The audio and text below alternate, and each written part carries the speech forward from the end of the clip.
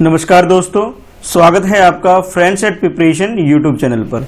और इस चैनल पर रोजाना सुबह 7 बजे मैं लेके आता हूं आपके लिए करंट अफेयर की ये वीडियो, जिसमें मैं बात करता हूं करंट अफेयर और जनरल स्टडीज के वो सारे क्वेश्चन जो कि आपसे पूछे जा सकते हैं किसी भी कॉम्पिटिटिव एग्जामिनेशन में, चाहे आप किसी भी स्टेट का PCS exam, UPSC exam, EPFO या फिर कोई और एग्जाम जिसमें करंट अफेयर और जनरल स्टडी उसके सिलेबस का पार्ट है, उन सारे एग्जाम में ये काफी यूजफुल आपके लिए होने वाली है वीडियो। चलिए मेरे साथ बने रहिए। मेरा नाम है कृष्णा और जितने भी क्वेश्चन इसमें मैं डिस्कस करने वाला हूं वो मेरे साथ अटेम्प्ट करिए और देखिए आप कितने क्वेश्चन को सही आंसर कर पा रहे हैं। कोई गलती करते हैं या कुछ क्वेश्चन में आप बाय मिस्टेक गलती हो जाती है आपसे, तो उन क्वेश्चन को ध्यान से देखिए और उसके एक्सप्लेनेशन को काफी नोट करिए और फिर उस हिसाब से अपने स्टडी को प्लान करिए कि कहां आप लैग कर रहे हैं, कहां आपका स्ट्रॉन्ग पॉइंट है। चलिए स्टार्ट करते हैं वीडियो को। तो फर्स्ट क्वेश्चन कुछ इस तरह से है आपके लिए। इसमें फर्स्ट क्वेश्चन कुछ इस तरह से जिसमें बोला जा रहा है आपसे, with reference to the G7 consider the following statement. अब ये G7 जो कंट्री है, G7 कंट्री कौन कौन सी है उसके रिगार्डिंग में आपसे कुछ क्वेश्चन पूछे जा रहे हैं। ठीक है, तो आपसे पूछा जा रहा है कि भाई इनको ध्यान में रखते हुए, यानी G7 कंट्री को ध्यान में रखते हुए, ठीक है, आपको बताना है कि भाई ये जो स्टेटमेंट गिवन है, ये फर्स्ट स्टेटमेंट, ये सेकंड स्टेटमेंट और ये थर्ड स्टेटमेंट, इन तीनों स्टेटमेंट को देखते हुए फिर आपसे पूछा जा रहा है कि नीचे which of the following statement above are correct, यानी कि आपको करेक्ट स्टेटमेंट क्या है ये आइडेंटिफाई करना है। चलिए वन बाय वन स्टेटमेंट देख लेते हैं। तो फर्स्ट स्टेटमेंट आपसे बोला जा रहा है, इट कंसिस्ट ऑफ कनाडा। इसके अंदर Canada, France, Germany, Russia, Japan, United state जैसे यहां पे दे रखा है आपको, और उसके अलावा यूनाइटेड किंगडम, ये कुछ कंट्री के नाम दे रखे हैं जो आपसे बोला जा रहा है कि ये G7 के पार्ट है। ये फर्स्ट ऑप्शन में हो गया। सेकंड स्टेटमेंट में आपसे बोला जा रहा है, it is headquarter at Washington DC, जो कि अमेरिका के अंदर है, यूएसए के अंदर है। तो ये बोला जा रहा है कि भाई ये क्या नाम है, ये अमेरिका के अंदर वॉशिंगटन डीसी के अंदर इसका हेडक्वार्टर है। ठीक है, सेकंड स्टेटमेंट है। और थर्ड स्टेटमेंट में आपसे बोला जा रहा है, the annual summit are consider by headed leaders of member country of rotational basis, यानी कि जो इनकी जो मीटिंग होती है और मीटिंग में जो काम जो हेड होता है वो रोटेशनल बेसिस पे हेड डिसाइड किए जाते हैं। A decision taken by the leader during the annual summit, और ये जो हेड कौन बनेगा, ये जो इनका जो हर साल जो एनुअल जो मीटिंग होती है उसमें ये कंसीडर किया जाता है। और ये जो समिट है नॉन बाइंडिंग है। नॉन बाइंडिंग का मतलब है कि ज्यादा मैंडेटरी नहीं है कि इसको फॉलो करना ही करना है। ठीक है, नॉन बाइंडिंग का बाइंडिंग नहीं है कि भाई आपको मैंडेटरी है कि करना ही करना है। तो इस तरह से पूछा जा रहा है आपसे कि भाई कि करेक्ट आंसर इस क्वेश्चन का क्या है। तो आपके पास ये चार ऑप्शन है।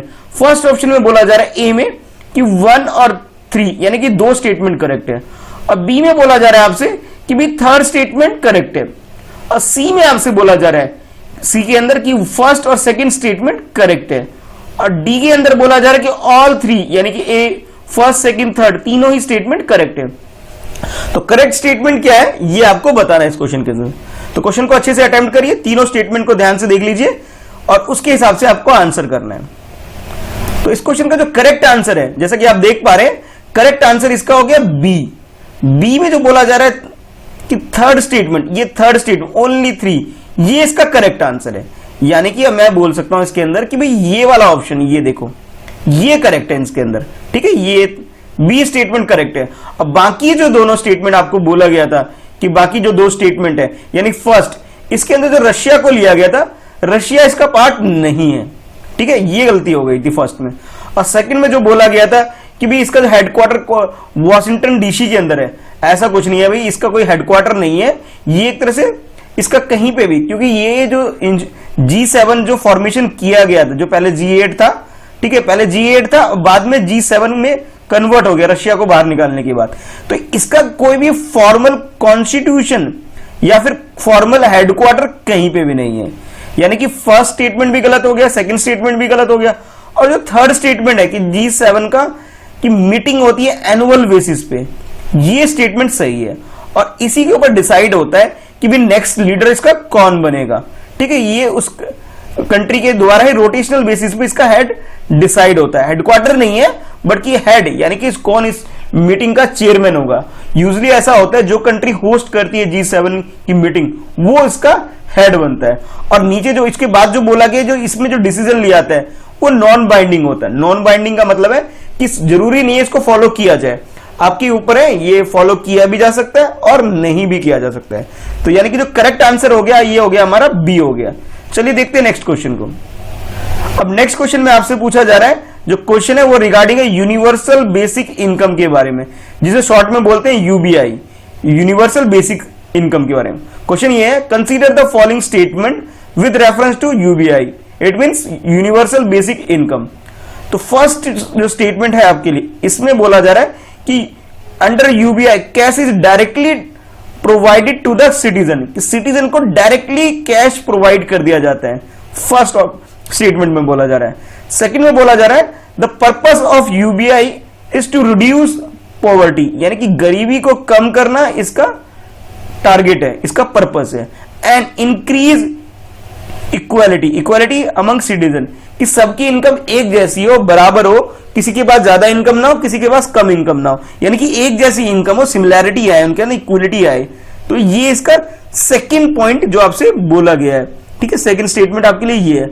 और थर्ड स्टेटमेंट जो है उसमें बोला जा रहा है कि इकोनॉमिक सर्वे ऑफ इंडिया 2016-17, यानी कि 2016-17 का जो इकोनॉमिक सर्वे था उसमें ये एडवोकेट किया गया था, यानी कि इस चीज का एक तरह से आप कह सकते हैं बढ़ावा दिया गया था, इस चीज को एक तरह से आप ये बोल रहे इसकी वकालत की गई थी कि भाई ये हमारी कंट्री में यूबीआई यानी कि यूनिवर्सल बेसिक पेमेंट का कॉन्सेप्ट होना चाहिए, ताकि हम पॉवर्टी रिड्यूस कर सके और डायरेक्ट पैसा ट्रांसफर किया जा सके लोगों के अकाउंट में।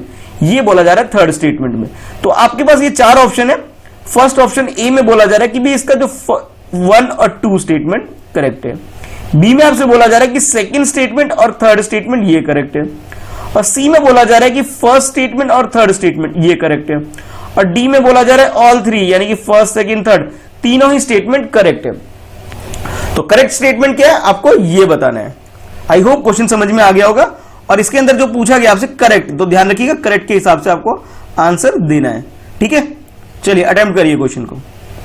तो इस क्वेश्चन का जो करेक्ट आंसर है यानी कि ऑल 3, यानी कि 1 2 3 तीनों ही स्टेटमेंट करेक्ट है।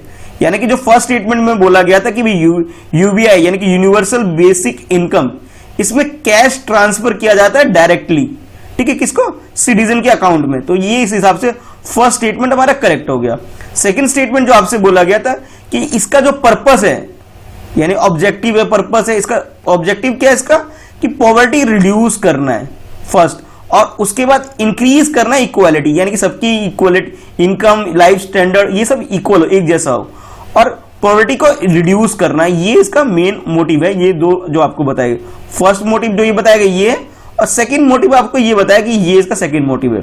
अच्छा, उसके बाद जो बोला गया कि इस चीज को, इस स्कीम को, यानी कि यूबीआई जो स्कीम है यानी कि यूनिवर्सल बेसिक इनकम का जो कॉन्सेप्ट है, इसकी जो रिकमेंडेशन है, या यूं कहें कि इसको जो एडवोकेट किया गया था हमारी कंट्री के अंदर, वो किया गया था 2016-17 का जो इकोनॉमिक सर्वे आया था उसके अंदर ये बात बोली गई थी, ठीक है। यानी तीनों स्टेटमेंट करेक्ट है। तो हमारा जो करेक्ट आंसर जो हो गया, करेक्ट आंसर हमारा क्या हो गया, डी हो गया, यानी ठीक है, तीनों स्टेटमेंट करेक्ट है, ये वाला ऑप्शन, ठीक है। चलिए देखते हैं नेक्स्ट क्वेश्चन। अब नेक्स्ट क्वेश्चन में आपसे पूछा जा रहा है कि चलो क्वेश्चन को एक बार रीड करते हैं फिर समझते हैं। ये डीएनए टेक्नोलॉजी के बारे में कुछ क्वेश्चन है, ये देखो। तो क्वेश्चन को रीड करते हैं। क्वेश्चन में ये है, with reference to the recombinant DNA technology. तो क्वेश्चन में जो टॉपिक है, जो कॉन्सेप्ट है, वो आपको समझ में आ गया होगा कि किसके बारे में पूछा जा रहा है। Consider the following statement. अब इसे ध्यान में रख करके स्टेटमेंट को पढ़िए, और फिर नीचे बोला जा रहा है कि which of the statement given above are correct, यानी कि करेक्ट स्टेटमेंट क्या है हमें ये आइडेंटिफाई करना है, ठीक है। कौन सा स्टेटमेंट आइडेंटिफाई किया, करेक्ट स्टेटमेंट क्या है आइडेंटिफाई करना है। तो फर्स्ट, एक मिनट, तो फर्स्ट स्टेटमेंट जो हमारे पास है उसको पढ़ लेते हैं पहले। तो फर्स्ट स्टेटमेंट, ये फर्स्ट स्टेटमेंट से बोला है, it leads to the production of new genetic combination, यानी कि जो ये डीएनए टेक्नोलॉजी है ये एक तरह से न्यू जेनेटिक कॉम्बिनेशन बनाने को ये प्रेफर करता है, इसको लीड करता है, ये बोला जा रहा है फर्स्ट स्टेटमेंट के अंदर। और सेकंड स्टेटमेंट जो है, सेकंड स्टेटमेंट में बोला जा रहा है कि भी एलिजा एक टेस्ट होता है, एलिजा जिसकी फुल फॉर्म है एंजाइम लिंक्ड इम्यूनोसोरबेंट एसे। ये एक तरह का टेस्ट है जो बोला जा रहा है ना, example of application of recombinant DNA technology. ये इसका एक एग्जांपल है, ये बोला जा रहा है। फर्स्ट में बोला गया कि भाई ये कि न्यू जेनेटिक कॉम्बिनेशन को लीड करता है फर्स्ट के अंदर, और सेकंड के अंदर बोला गया कि ये जो एलिजा है ये इसका एक एग्जांपल है जिसके अंदर एक टेस्ट कंडक्ट किया जाता है हमारे मेडिकल टर्म्स में अगर बोला जाए तो दो स्टेटमेंट थे, दोनों स्टेटमेंट को ध्यान में रखते हुए अब आपको बताना है कि भी करेक्ट स्टेटमेंट कौन सा है। तो ए में बोला जा रहा है कि वन ओनली, बी में आपसे बोला जा रहा है कि सेकंड ओनली, सी में आपको बोला जा रहा है कि दोनों फर्स्ट भी और सेकंड भी दोनों करेक्ट है, और डी में बोला जा रहा है नाइदर वन नॉट टू, यानी कि दोनों में से कोई सा भी करेक्ट नहीं है। तो करेक्ट आंसर आपके अकॉर्डिंग क्या है ये बताइए। आई होप क्वेश्चन समझ में आ गया होगा आपको कि क्वेश्चन में किसकी बात की जा रही है, रिकॉम्बिनेंट डीएनए टेक्नोलॉजी की बात की जा रही है। ठीक है, तो आजकल ये न्यूज में है क्योंकि कई सारी डिसीज हमारे आसपास हो रही है, उस वजह से क्वेश्चन पूछा जा रहा है। चलिए, तो इसका जो करेक्ट आंसर है, करेक्ट आंसर जो हो गया इसका बोथ, यानी फर्स्ट स्टेटमेंट और सेकंड स्टेटमेंट दोनों ही स्टेटमेंट करेक्ट है। अब समझ लेते हैं ये डीएनए टेक्नोलॉजी है क्या। तो ये जो डीएनए टेक्नोलॉजी है, रिकॉम्बिनेंट डीएनए टेक्नोलॉजी, ये क्या करती है, ज्वाइन करती है टुगेदर मॉड्यूल्स को, जो डिफरेंट स्पीसीज के अंदर जो मॉड्यूल्स होते हैं उसको ये कंबाइन करती है, इसको ज्वाइन करती है इसके अंदर। ठीक है, और मेनली जो ये डीएनए टेक्नोलॉजी, ये जो रिकॉम्बिनेंट डीएनए मॉड्यूल प्रोसेस जो होता है, ये मेनली 4 तरह की फील्ड के अंदर आजकल हो रहा है, यानी कि साइंस की फील्ड में, मेडिसिन की फील्ड में, एग्रीकल्चर की फील्ड में, और नेक्स्ट इंडस्ट्री वगैरह में कुछ नया प्रोडक्ट बनाने के लिए, साइंस में इनोवेशन करने के लिए, मेडिसिन की फील्ड में इसलिए कि कोई दवाई वगैरह कोई इन्वेंट करने के लिए, उसको बनाने के लिए, और एग्रीकल्चर में न्यू कोई फूड वगैरह कुछ जिसकी खेती कई बार कुछ लोकेशन में पॉसिबल नहीं है, तो बीज वगैरह कुछ इस हिसाब से बनाया जा सके, इसलिए होता है। तो ये तो फर्स्ट स्टेटमेंट हो गया, यानी कि ये ट्रू हो गया। सेकंड स्टेटमेंट जो मैंने आपको बोला था, जो एलिजा है जिसकी फुल फॉर्म बताई गई है एंजाइम लिंक्ड इम्यूनोसोरबेंट एसे, ये एक तरह का टेस्ट होता है, और इसके अंदर क्या करते हैं, हमारे ब्लड में एंटीबॉडीज कितने हैं, एंटीबॉडीज को डिटेक्ट करते हैं और उसे मेजर करते हैं। ठीक है, एंटीबॉडीज जो होते हैं उनको डिटेक्ट करता है, उनको ढूंढता है और उसे टेस्ट किया जाता है हमारी बॉडी में कितने एंटीबॉडीज हैं। ठीक है, तो ये मेन फंक्शन होता है, मेन जो काम होता है इस टेस्ट का। तो करेक्ट आंसर जो हमारा हो गया वो हो गया हमारा सी हो गया, यानी कि ये वाला ऑप्शन। तो सी ऑप्शन हमारा करेक्ट हो गया। ठीक है, इस क्वेश्चन के अंदर चलिए देखते हैं अब नेक्स्ट क्वेश्चन। नेक्स्ट क्वेश्चन में आपसे पूछा जा रहा है with reference to the thermal high altitude area defence. ठीक है, कंसीडर द फॉलोइंग स्टेटमेंट। इसको ध्यान में रख करके आपके पास दो स्टेटमेंट है, ये फर्स्ट स्टेटमेंट है, ये सेकंड स्टेटमेंट है। ठीक है, इन दोनों स्टेटमेंट को ध्यान रख के आपको बताना है which of the statement given above are not correct. ध्यान देना, या नॉट करेक्ट बोला गया है, इट मीन्स हमें गलत स्टेटमेंट कौन सा है हमें ये आइडेंटिफाई करना है। तो स्टेटमेंट 1 में जो बोला जा रहा है पढ़ लेते हैं, it can intercept destroy short medium range ballistic missile, यानी कि ये जो है आपके पास terminal high altitude area defence, ये एक तरह से सिस्टम है डिफेंस का, जिसे शॉर्ट में थार भी बोला जाता है। ठीक है, और ये क्या करता है कि मीडियम और शॉर्ट रेंज की जो भी ब्लास्टिक मिसाइल कि कहीं पे अटैक होने वाले हैं उसे क्या करता है, ये डिस्ट्रॉय कर देता है। यानी कि कोई मान लीजिए कोई एनिमी, मान लीजिए इंडिया है, इंडिया के कंपैरिजन में मान लेता है चाइना या फिर पाकिस्तान हमारे ऊपर अटैक करता है, कोई मिसाइल छोड़ता है, तो ये क्या करता है, मिसाइल के आने से पहले रास्ते में उसे डिस्ट्रॉय कर देता है, यानी कि हमारे यहाँ पे अटैक कंप्लीट नहीं होने देता है। ये मेन काम है इसका। ठीक है, ये बोला जा रहा है फर्स्ट के अंदर। सेकंड में बोला जा रहा है इट इज ट्रांसपोर्टेबल। ये क्या है, ट्रांसपोर्टेबल, यानी कि इसको आप एक जगह से दूसरी जगह लेके आसानी से जा सकते हो। And can also be used for attack against enemy, यानी कि इसका इस्तेमाल आप अपने एनिमी, यानी जो आपके दुश्मन है, यानी कि जैसे मान लीजिए चाइना पाकिस्तान से हमारी लड़ाई हो जाती है, तो वो हमारे अगर दुश्मन बन गए, ठीक है, तो हम उसके अगेंस्ट में इसकी हेल्प से अटैक कर सकते हैं, यानी कि मिसाइल वगैरह छोड़ सकते हैं। कहने का मतलब ये है। तो आपको ये बताना है कि जो 4 स्टेटमेंट है, ये 2 स्टेटमेंट, उसके हिसाब से जो 4 ऑप्शन है, इसमें से करेक्ट क्या है। फर्स्ट में बोला जा रहा है 1 ओनली, सेकंड में बोला जा रहा है 2 ओनली, सी में बोला जा रहा है बोथ 1 and 2 दोनों, और डी में बोला जा रहा है नाइदर 1 nor 2, यानी कि दोनों में से कोई सा नहीं, यानी कि दोनों ही गलत है। तो करेक्ट आंसर आपके अकॉर्डिंग क्या है ये बताइए। तो इस क्वेश्चन का जो करेक्ट आंसर है, यानी करेक्ट का मतलब है कि भाई जो पूछा गया था नॉट करेक्ट, यानी कि जो गलत स्टेटमेंट जो आपको दे रखा है, ये दे रखा है नॉट करेक्ट पूछा, यानी कि जो इस क्वेश्चन के हिसाब से जो करेक्ट आंसर हो गया वो सेकंड हो गया। यानी कि इसके अंदर जो बोला गया था ना कि ट्रांसपोर्टेबल, हाँ भाई ये ट्रांसपोर्टेबल तो है, इसको एक जगह से आप दूसरी जगह इजिली लेके जा सकते हो, बट ये जो बोला गया ना कि इसे आप इसे यूज कर सकते हो a form of attack against enemy, कि इसकी हेल्प से आप एनिमी के अगेंस्ट अटैक कर सकते हो, मिसाइल छोड़ सकते हो। ये काम नहीं है।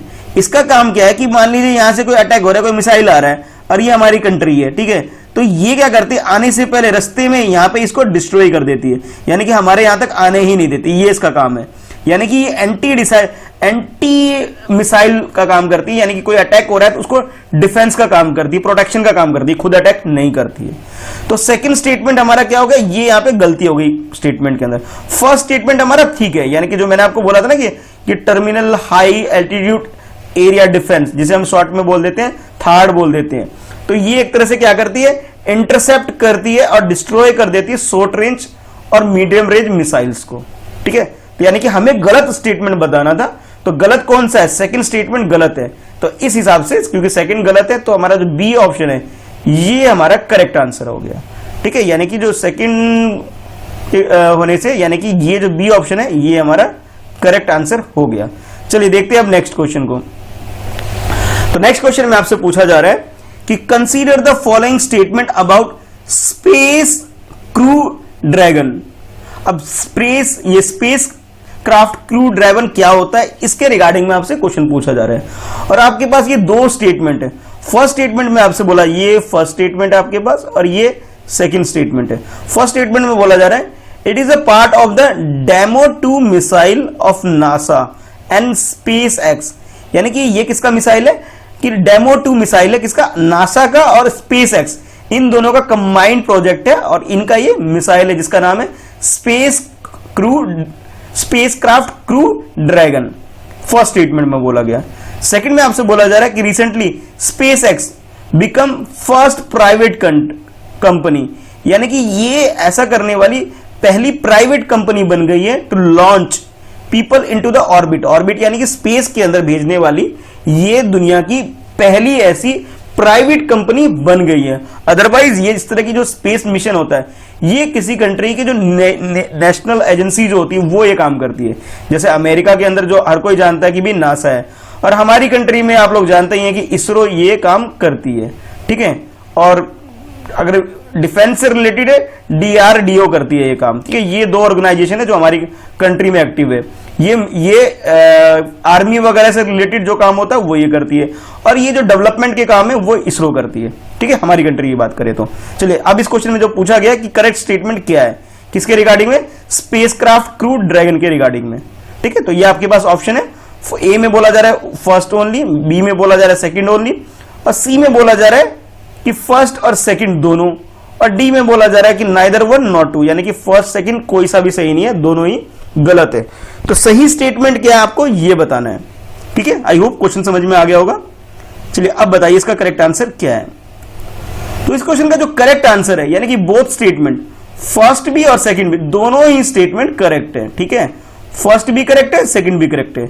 यानी कि जो ये क्रू ड्रैगन स्पेसक्राफ्ट है ये भाई नासा का प्रोजेक्ट है, यानी कि डेमोटिव मिशन ऑफ नासा है। नासा के साथ कौन मिलकर काम कर रही है, स्पेस एक्स, ये दोनों मिलकर काम कर रही है, ठीक है। यानी कि नासा तो भाई ये एक तरह से कह सकते हो कि नेशनल एजेंसी है किसी, ठीक है, और ये क्या एक प्राइवेट एजेंसी है, ये प्राइवेट एजेंसी और ये नेशनल एजेंसी दोनों मिलकर के काम कर रही है, और ऐसा करने वाली स्पेस एक्स पहली प्राइवेट एजेंसी बन गई है, ठीक है। तो ये फर्स्ट स्टेटमेंट हमारा करेक्ट हो गया। और सेकंड स्टेटमेंट जो बोला गया कि भाई स्पेस एक्स ऐसा करने वाली पहली प्राइवेट कंपनी बन गई है, इस तरह जो बोला है, और इससे पहले यूएसए, रशिया और चाइना ऑर्बिट में किसी स्पेस मिशन को भेजने वाली जो पहले की 3 कंट्री यही है, ठीक है। अब प्राइवेट कंपनी बन गई स्पेस एक्स, ये अलग बात है। अदरवाइज जो कंट्री है कंट्री कौन कौन सी? यूएस, रशिया और चाइना इससे पहले। ठीक है, तो करेक्ट आंसर जो हमारा हो गया वो सी, यानी कि दोनों स्टेटमेंट करेक्ट है। ठीक है, दोनों स्टेटमेंट करेक्ट होने का मतलब है कि भाई सी ऑप्शन हमारा करेक्ट है।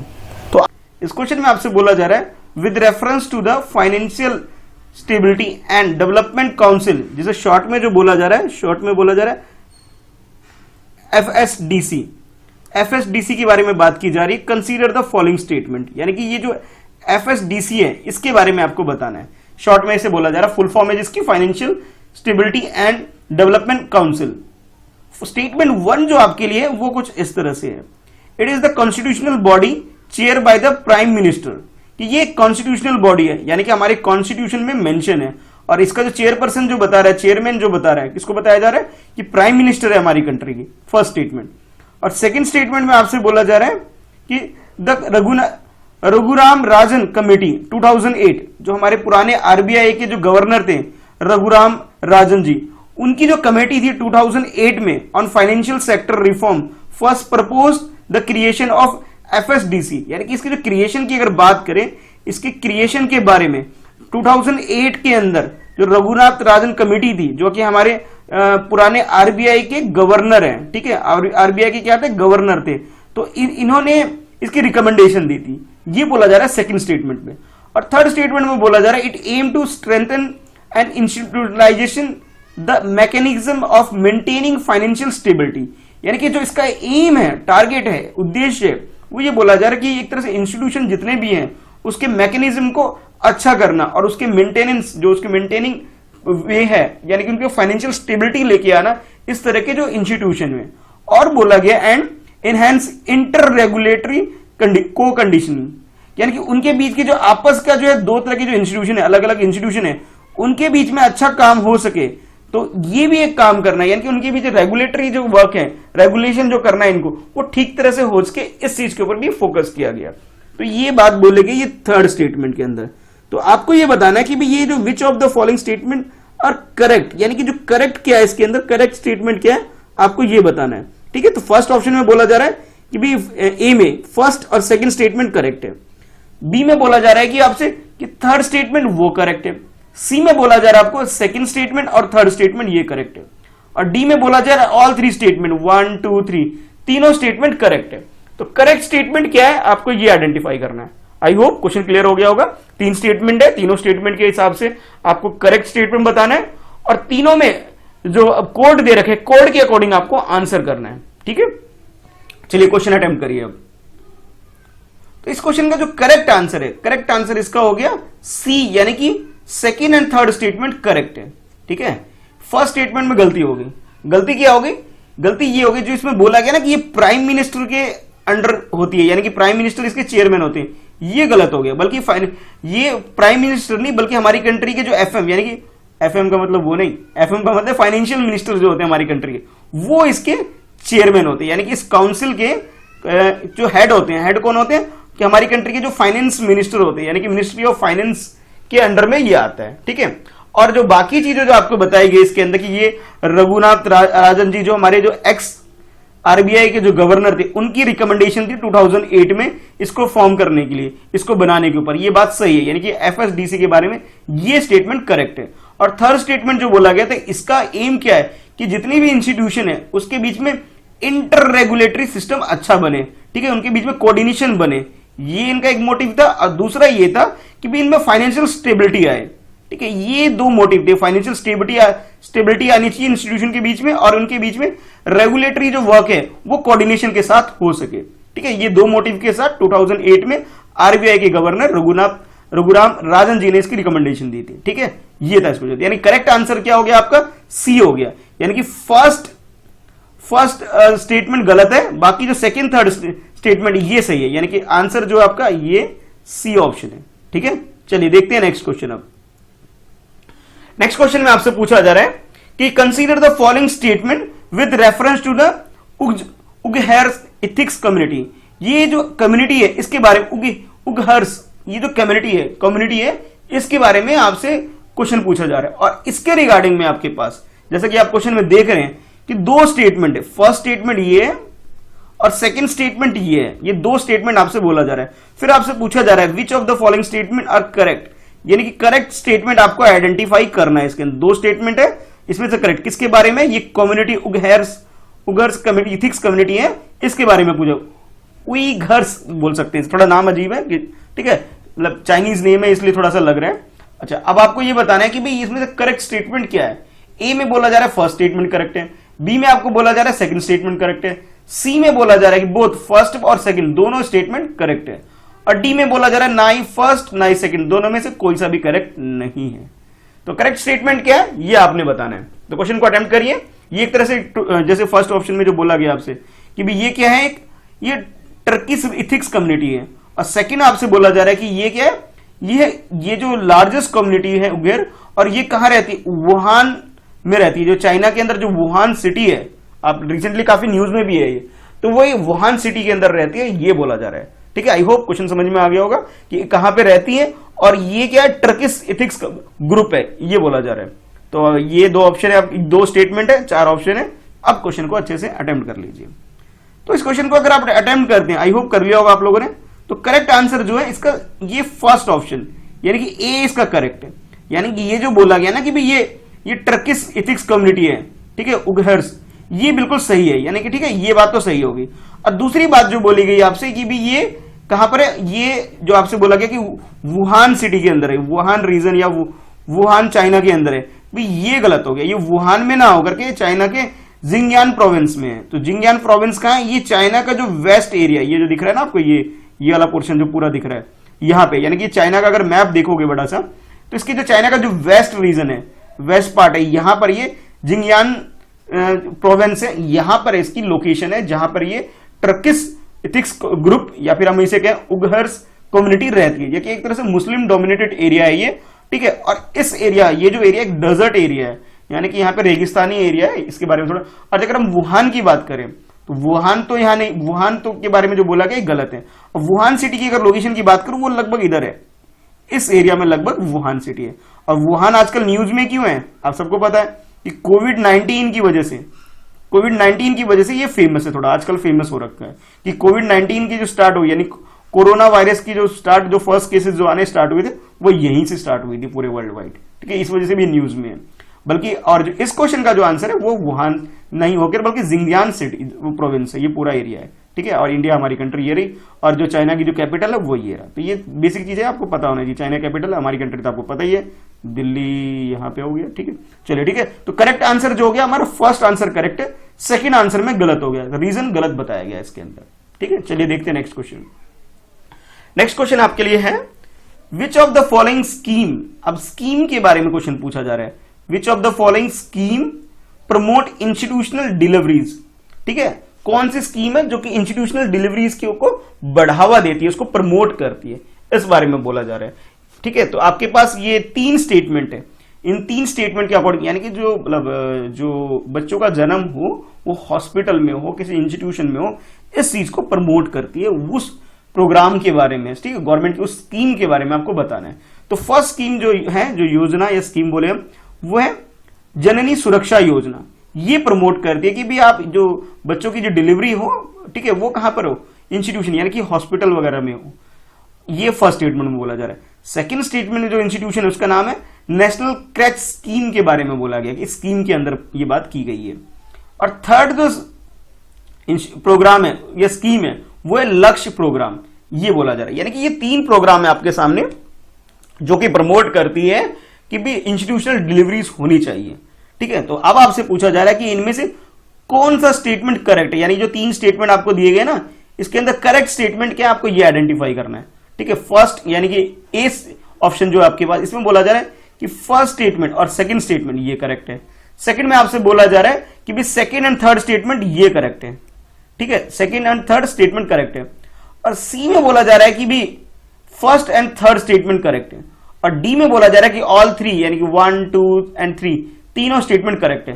तो करेक्ट स्टेटमेंट क्या है, अगर आप स्कीम्स के बारे में पढ़ रहे हैं अच्छे से तो आप इजिली इसका आंसर कर सकते हैं, ठीक है। जो गवर्नमेंट की जितनी भी स्कीम्स है उनके बारे में थोड़ा बहुत अगर आपको पता है तो फिर आंसर कर सकते हो। चलिए ठीक है, आप क्वेश्चन को अटेम्प्ट करिए। आई होप मैंने एक्सप्लेन कर दिया मैंने आपको सब कुछ सारा। अब क्वेश्चन को अटेम्प्ट करिए। तो तो इस क्वेश्चन का जो करेक्ट आंसर है ये सी है। सी यानी कि जो फर्स्ट एंड थर्ड है ये इसका करेक्ट आंसर है। ठीक है, फर्स्ट और थर्ड, यानी कि जो सेकंड वाला है कि नेशनल क्रैच स्कीम, ये इसका पार्ट नहीं है। फर्स्ट ये वाला सही है और ये वाला सही है। ये दोनों जो इस प्रोग्राम के जो आपको मेंशन है इस क्वेश्चन के अंदर, ये इंस्टीट्यूशनल डिलीवरी को प्रमोट करते हैं, इसको बढ़ावा देते हैं कह सकते हो। तो करेक्ट आंसर जो आपका इस क्वेश्चन के अंदर हो गया ये सी वाला ऑप्शन। ठीक है, ये वाला जो ऑप्शन है ये करेक्ट ऑप्शन हो गया। ठीक है, अब थोड़ा डिटेल में बात कर लेते हैं स्कीम के बारे में। तो ये जो फर्स्ट जो स्कीम है जिसका नाम है जननी सुरक्षा योजना, ठीक है, ये आती है नेशनल हेल्थ मिशन के अंदर। ठीक है, जो लॉन्च हो गई है किसके अंदर हुई है कि नेशनल हेल्थ मिशन के अंदर होती है। और इसके अंदर जो फोकस किया जाता है कि भी जो माल न्यूट्रिशन जो होता है, कम वजन वाले जो बच्चे होते हैं उस चीज को ध्यान रखना, मेटर्निटी रेट को ठीक ठाक रखना, इस चीज के ऊपर ध्यान दिया जाता है इस स्कीम के अंदर।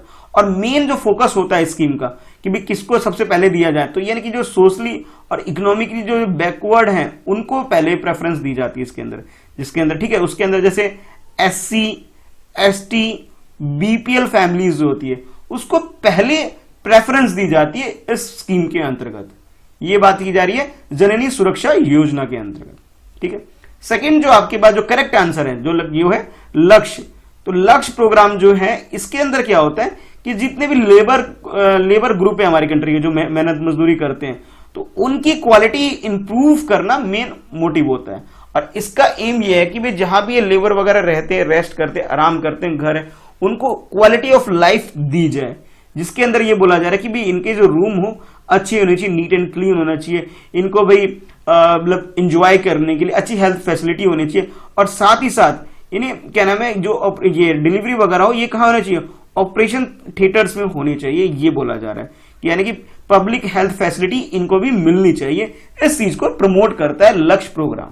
ठीक है, तो आई होप समझ में आ गया होगा कि इसका बेनिफिट क्या है इस प्रोग्राम का और किसके लिए लॉन्च की गई है। और नेक्स्ट जो आपसे जो बोला गया था कि नेशनल क्रैच स्कीम, जो कि गलत है, जो कि डिलीवरी को रिलेटेड ये प्रमोट नहीं करता है।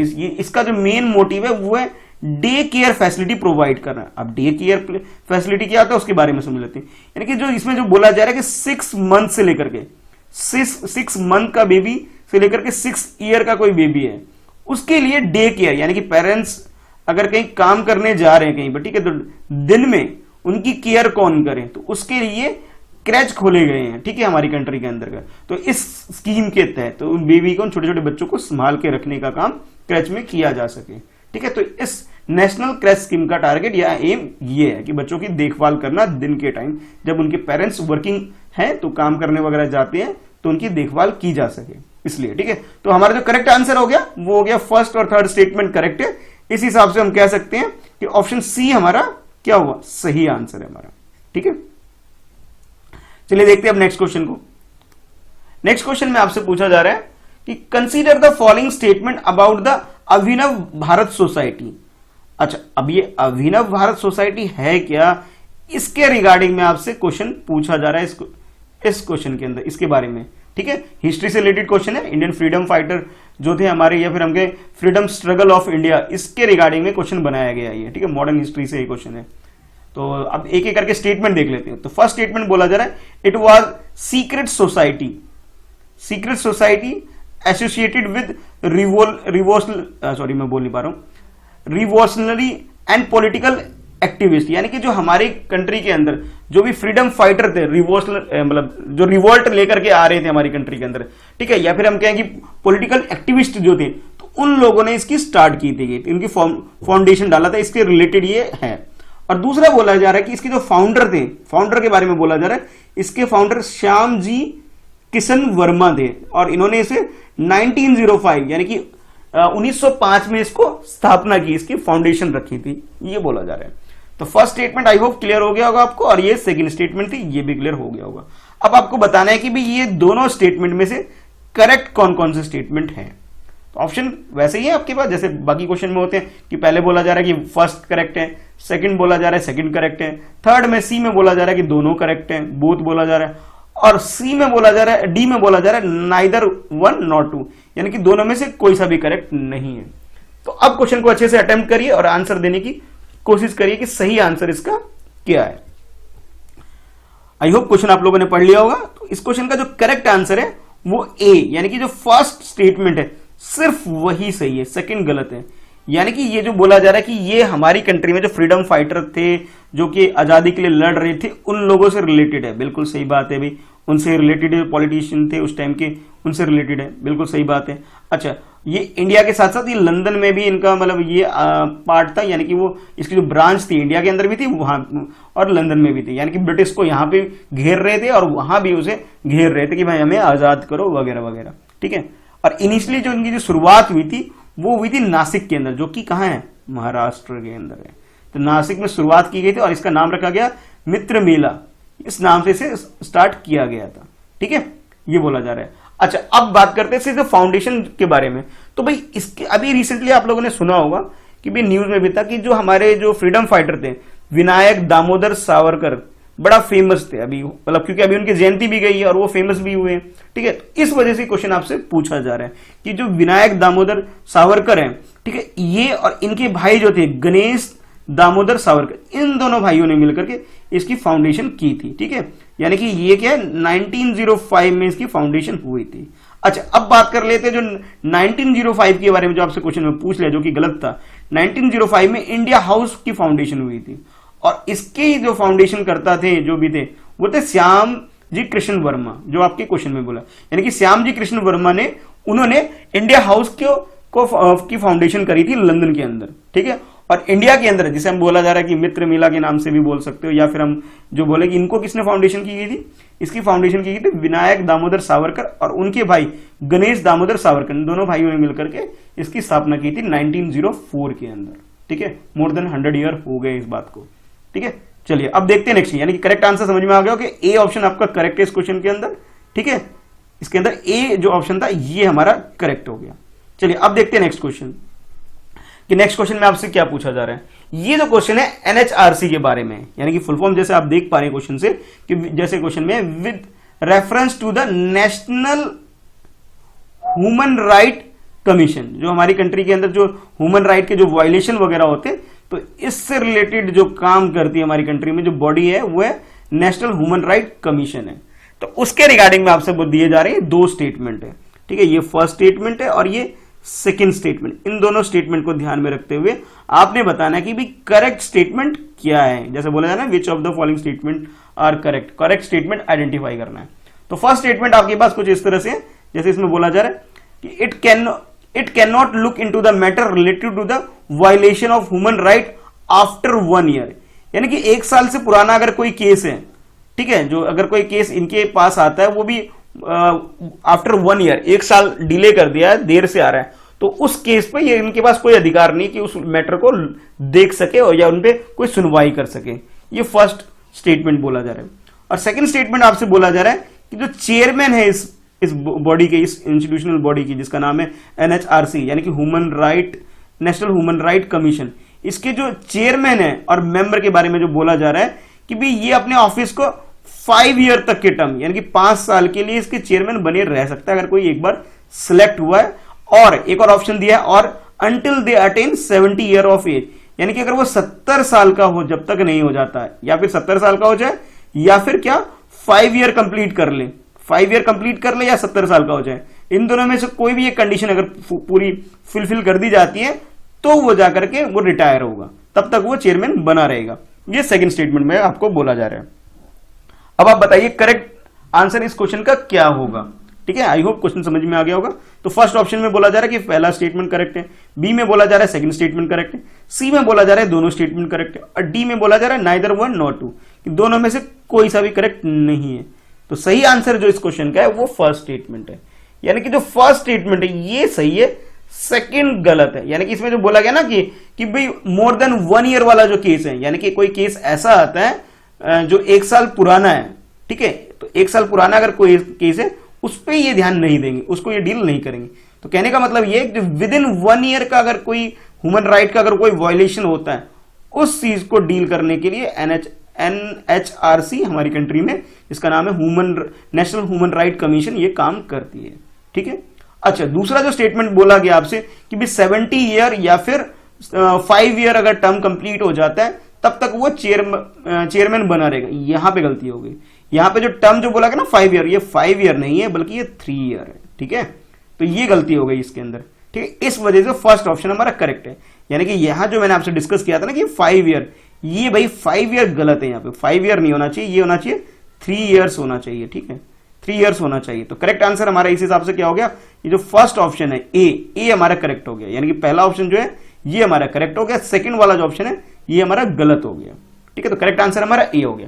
तो आप ये फर्स्ट क्वेश्चन को इस तरह से आपके लिए, इसमें आपसे पूछा जा रहा है with reference to the delimitation commission consider the following statement. जो हमारी कंट्री के अंदर जो डीलिमिटेशन कमीशन जो फॉर्म की गई है, उससे जो बनाई गई है, उसके रिगार्डिंग में आपसे क्वेश्चन पूछा जा रहा है। तो ये डीलिमिटेशन कमीशन क्या होता है, पहले तो आपको ये पता होना चाहिए। इसके रिगार्डिंग में ये दो स्टेटमेंट है। फर्स्ट स्टेटमेंट आपके पास ये है और सेकंड स्टेटमेंट आपके पास ये है। ठीक है, फिर आपसे पूछा जा रहा है कि आपने जो बताना है वो नॉट करेक्ट बताना है। नॉट करेक्ट यानी कि जो गलत स्टेटमेंट है वो आपको आइडेंटिफाई करना है इसके अंदर। तो पहले फर्स्ट स्टेटमेंट देख लेते हैं। फर्स्ट स्टेटमेंट में बोला जा रहा है it is appointed by the president of India and work in collaboration. ये जो ना प्रेसिडेंट ऑफ इंडिया जो हमारी कंट्री के हैं वो इसे अपॉइंट करते हैं और ये किसकी कोलैबोरेशन में वर्क करता है, इलेक्शन कमीशन ऑफ इंडिया। यानी कि हमारी कंट्री के अंदर जो इलेक्शन कंडक्ट कराती बॉडी है ईसीआई, यानी कि इलेक्शन कमीशन ऑफ इंडिया जो हमारी कंट्री के अंदर है, इसके साथ ये काम करती है डिलिमिटेशन कमीशन। और इसे अपॉइंट करने वाले कौन है, वो है प्रेसिडेंट हमारी कंट्री के। अच्छा, सेकंड स्टेटमेंट में आपसे बोला जा रहा है the order by the commission have the force of law and can be called in the question before any of the supreme court of India. यानी कि इन्होंने जो ऑर्डर कर दिया, यानी डीलिमिटेशन कमीशन जो है, अगर इन्होंने कुछ ऑर्डर किया है तो इसे आप चैलेंज कर सकते हो किसी कोर्ट के अंदर, और किस कोर्ट के अंदर, सुप्रीम कोर्ट के अंदर इसे चैलेंज कर सकते हो, उसे क्वेश्चन किया जा सकता है। ये बोला जा रहा है सेकंड स्टेटमेंट के अंदर। तो इस हिसाब से आपके पास ये 4 ऑप्शन है, A B C D 4 option है। आपको ये आइडेंटिफाई करना है कि इनमें से गलत बात कौन सी है, रॉन्ग स्टेटमेंट कौन सा है, आपको ये आइडेंटिफाई करना है। तो फर्स्ट ऑप्शन में बोला जा रहा है आपको कि ओनली 1, यानी कि फर्स्ट स्टेटमेंट है वो गलत है। सेकंड बोला जा रहा है कि 2 ओनली, यानी कि सेकंड स्टेटमेंट गलत है। और थर्ड सी में बोला जा रहा है बोथ फर्स्ट एंड सेकंड दोनों ही स्टेटमेंट गलत है। और डी में आपसे बोला जा रहा है नाइदर 1 नॉट 2, ना ही फर्स्ट ना सेकंड, दोनों में से कोई सा भी स्टेटमेंट करेक्ट नहीं है।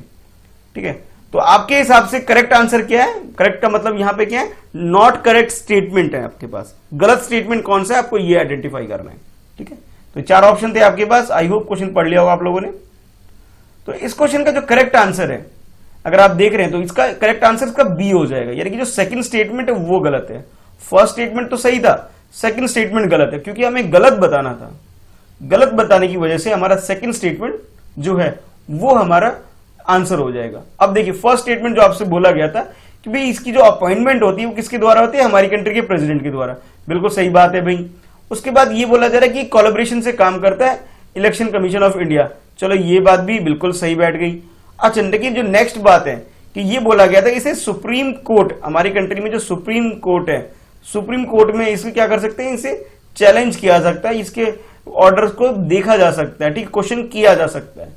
ये यहाँ पे गलत हो गया सेकंड स्टेटमेंट, क्योंकि ये ऐसी बॉडी है, ये काफी पावरफुल बॉडी है और इसके ऑर्डर को चैलेंज ये फोर्स नहीं कर सकती है लॉ। ठीक है, तो यानी कि जो करेक्ट आंसर जो हमारा हो गया वो हमारा बी हो गया। बी होने की वजह क्या है, क्योंकि हमारा सेकंड जो ऑप्शन है, ठीक है, वो गलत था। तो करेक्ट आंसर आपका क्या हो जाएगा, करेक्ट आंसर आपका बी हो गया। चलिए देखते हैं नेक्स्ट क्वेश्चन को। नेक्स्ट क्वेश्चन में आपसे पूछा जा रहा है कि अग्निपथ, आप लोगों ने काफी न्यूज में पढ़ा होगा, न्यूज़पेपर में भी आता है और काफी इसके बारे में सुना भी होगा कि जो अग्निपथ टर्म जो यूज किया जा रहा है आपके लिए, आपने बताना है कि ये Agnipath sometimes seen in the news is related to, कि भी ये किससे रिलेटेड है, ये अग्निपथ जो टर्म है ये किस चीज से रिलेटेड है। ठीक है, इन 4 ऑप्शन में से तो फर्स्ट ऑप्शन आपके पास है, ये क्या है कि अनमैन्ड एरियल व्हीकल है, यानी कि एक ऐसा जहाज या रॉकेट या कुछ भी ऐसी चीज समझ सकते हैं जिसमें इंसान नहीं होता उसके अंदर। ठीक है, यानी कि अनमैन्ड एरियल व्हीकल की बात की जा रही है फर्स्ट ऑप्शन में, जिसे शॉर्ट में बोला गया है यूएवी। अच्छा, सेकंड जो ऑप्शन बी है आपके पास, बी में आपसे बोला जा रहा है कि ये एक तरह से मिसाइल पार्क है, यहां पे मिसाइल रखे जाते हैं और यहां से लॉन्च किए जाते हैं। उस मिसाइल पार्क का नाम है अग्निपथ। अच्छा, नेक्स्ट जो है ऑप्शन सी, उसमें बोला जा रहा है कि ये एक तरह से स्पेस मिशन है, यानी कि जो स्पेस से रिलेटेड जो एक्टिविटी हमारी कंट्री के अंदर होती है कि भी कौन सा चीज लॉन्च होना है, कौन सा नहीं होना है, कैसे काम होता है, इन सबसे रिलेटेड जो मिशन है उसका नाम दिया गया है अग्निपथ। और लास्ट ऑप्शन जो आपके पास डी ऑप्शन है, इसमें बोला जा रहा है ये क्या है, लाइट मशीन गन है ये, यानी कि एक मशीन गन है जो बहुत कम वेट वाला है, बिल्कुल हल्का कोई मशीन गन है, उसकी बात की जा रही है, वो इसका करेक्ट आंसर है। तो करेक्ट आंसर क्या है ये बताना था आपको फर्स्ट, जिसमें पूछा जा रहा था ये न्यूज में क्यों है और ये किससे रिलेटेड है। तो जैसे आप देख पा रहे हैं इसका जो करेक्ट आंसर है, इसका बी आंसर इसका करेक्ट है, यानी कि ये मिसाइल पार्क है। अच्छा, हमारी कंट्री में आईएनएस कलिंगा, ठीक है, आईएनएस कलिंगा जो है ये एक मिशन पार्क है जो स्टैब्लिश्ड हुई है यहाँ पर, ठीक है, जो यानी कहने का मतलब ये कि अग्निपथ ये क्या है, ये एक तरह से मिसाइल पार्क है और स्टैब्लिश्ड कहां हुई है, आईएनएस कलिंगा जो है वहां ये स्टैब्लिश्ड हुई है। तो करेक्ट आंसर आपके लिए क्या हो गया, बी हो गया आपका करेक्ट आंसर। चलिए देखते हैं नेक्स्ट क्वेश्चन को। नेक्स्ट क्वेश्चन में आपसे पूछा जा रहा है with reference to the national career service, यानी शॉर्ट में जिसे एनसीएस बोला जा रहा है, नेशनल करियर सर्विस की अगर हम बात करें, इसके रिगार्डिंग में आपसे पूछा जा रहा है कि national career service protect consider the following statement. इनके बारे में स्टेटमेंट जो दे रखे हैं आपके पास, ये 3 स्टेटमेंट है, आपको तीनों स्टेटमेंट को देखना है और फिर ये चेक करना है जो नीचे बोला जा रहा है। नीचे बोला जा रहा है which of the statement given above are correct. Correct statement क्या है हमें ये आइडेंटिफाई करना है। तो फर्स्ट ऑप्शन जो है, फर्स्ट स्टेटमेंट जो इसमें बोला है कि ये क्या 5 ईयर मिशन है, 5 ईयर मिशन प्रोजेक्ट है, मिशन मोड का एक प्रोजेक्ट है जिसे 2015 में लॉन्च किया गया था। फर्स्ट ऑप्शन, फर्स्ट स्टेटमेंट में। सेकंड स्टेटमेंट बोला जा रहा है it is implemented by the ministry of skill, यानी कि हमारी कंट्री में जो मिनिस्ट्रीज हैं, जो स्किल जो मिनिस्ट्री है, स्किल डेवलपमेंट मिनिस्ट्री है, एंटरप्राइज, वो इसे लॉन्च की है, वो इसे इंप्लीमेंट का काम करती है इस स्कीम का, इस सर्विस का, जिसे हम बोला जा रहा है कि नेशनल करियर सर्विस। अच्छा, थर्ड स्टेटमेंट है, उसमें बोला जा रहा है it deal only with the job seeker and employers, कि ये जो फोकस करती है, जो जॉब ढूंढ रहे हैं, जो युवा हैं, जो बेरोजगार है, अनएम्प्लॉयड है, उनको एम्प्लॉयमेंट मिल सके, जॉब मिल सके, उसके लिए ये काम करती है, उससे रिलेटेड ये डील करती है। तो आपके पास ये 4 ऑप्शन है, 4 ऑप्शन में से आपको बताना है कि सही आंसर इसका क्या है। तो फर्स्ट ऑप्शन बोला जा रहा है कि भाई ए फर्स्ट स्टेटमेंट ये करेक्ट है, बी में आपसे बोला जा रहा है कि फर्स्ट एंड सेकंड दोनों करेक्ट है, सी में बोला जा रहा है कि फर्स्ट और थर्ड दोनों करेक्ट है, फर्स्ट एंड थर्ड, और डी में बोला जा रहा है ऑल 3, यानी कि तीनों के तीनों स्टेटमेंट ही करेक्ट है। तो करेक्ट स्टेटमेंट क्या है आपको ये बताना है। तो इस क्वेश्चन का जो करेक्ट स्टेटमेंट है ये सिर्फ फर्स्ट स्टेटमेंट है, ये सिर्फ यही करेक्ट है। बाकी जो सेकंड एंड थर्ड स्टेटमेंट है, सेकंड भी गलत है और थर्ड भी गलत है। गलत क्यों है अब देख लेते हैं। कि जो ये बोला गया कि ये 2015 में लॉन्च हुआ था, बिल्कुल सही बात है। इसे हमारे प्राइम मिनिस्टर ने 20 जुलाई 2015 में इसे मिशन मोड 5 ईयर के जो प्रोग्राम है इसे लॉन्च किया था, बिल्कुल सही बात है। बाकी जो ये बोला जा रहा है कि मिनिस्ट्री ऑफ स्किल डेवलपमेंट था, जो आपके जो बोला जा रहा है ना सेकंड स्टेटमेंट, ये स्किल डेवलपमेंट के अंदर आता है, ये गलत हो गया। ये स्किल डेवलपमेंट के अंदर नहीं आता, बल्कि ये डायरेक्टर जनरल ऑफ एम्प्लॉयमेंट यानी कि ministry of labour and employment के अंदर आता है। ठीक है, लेबर और एम्प्लॉयमेंट की जो मिनिस्ट्री है हमारी कंट्री के अंदर, उसके अंदर आता है। तो यानी कि सेकंड स्टेटमेंट हमारा जो गलत हो गया, तो उसकी रीजन ये है। और थर्ड स्टेटमेंट जो बोला गया था, इसका मेन काम क्या है? तो इसका जो मेन काम है, ये क्या करती है, प्रोवाइड करती है वाइड रेंज ऑफ सर्विसेज। और ये किसके रिगार्डिंग में?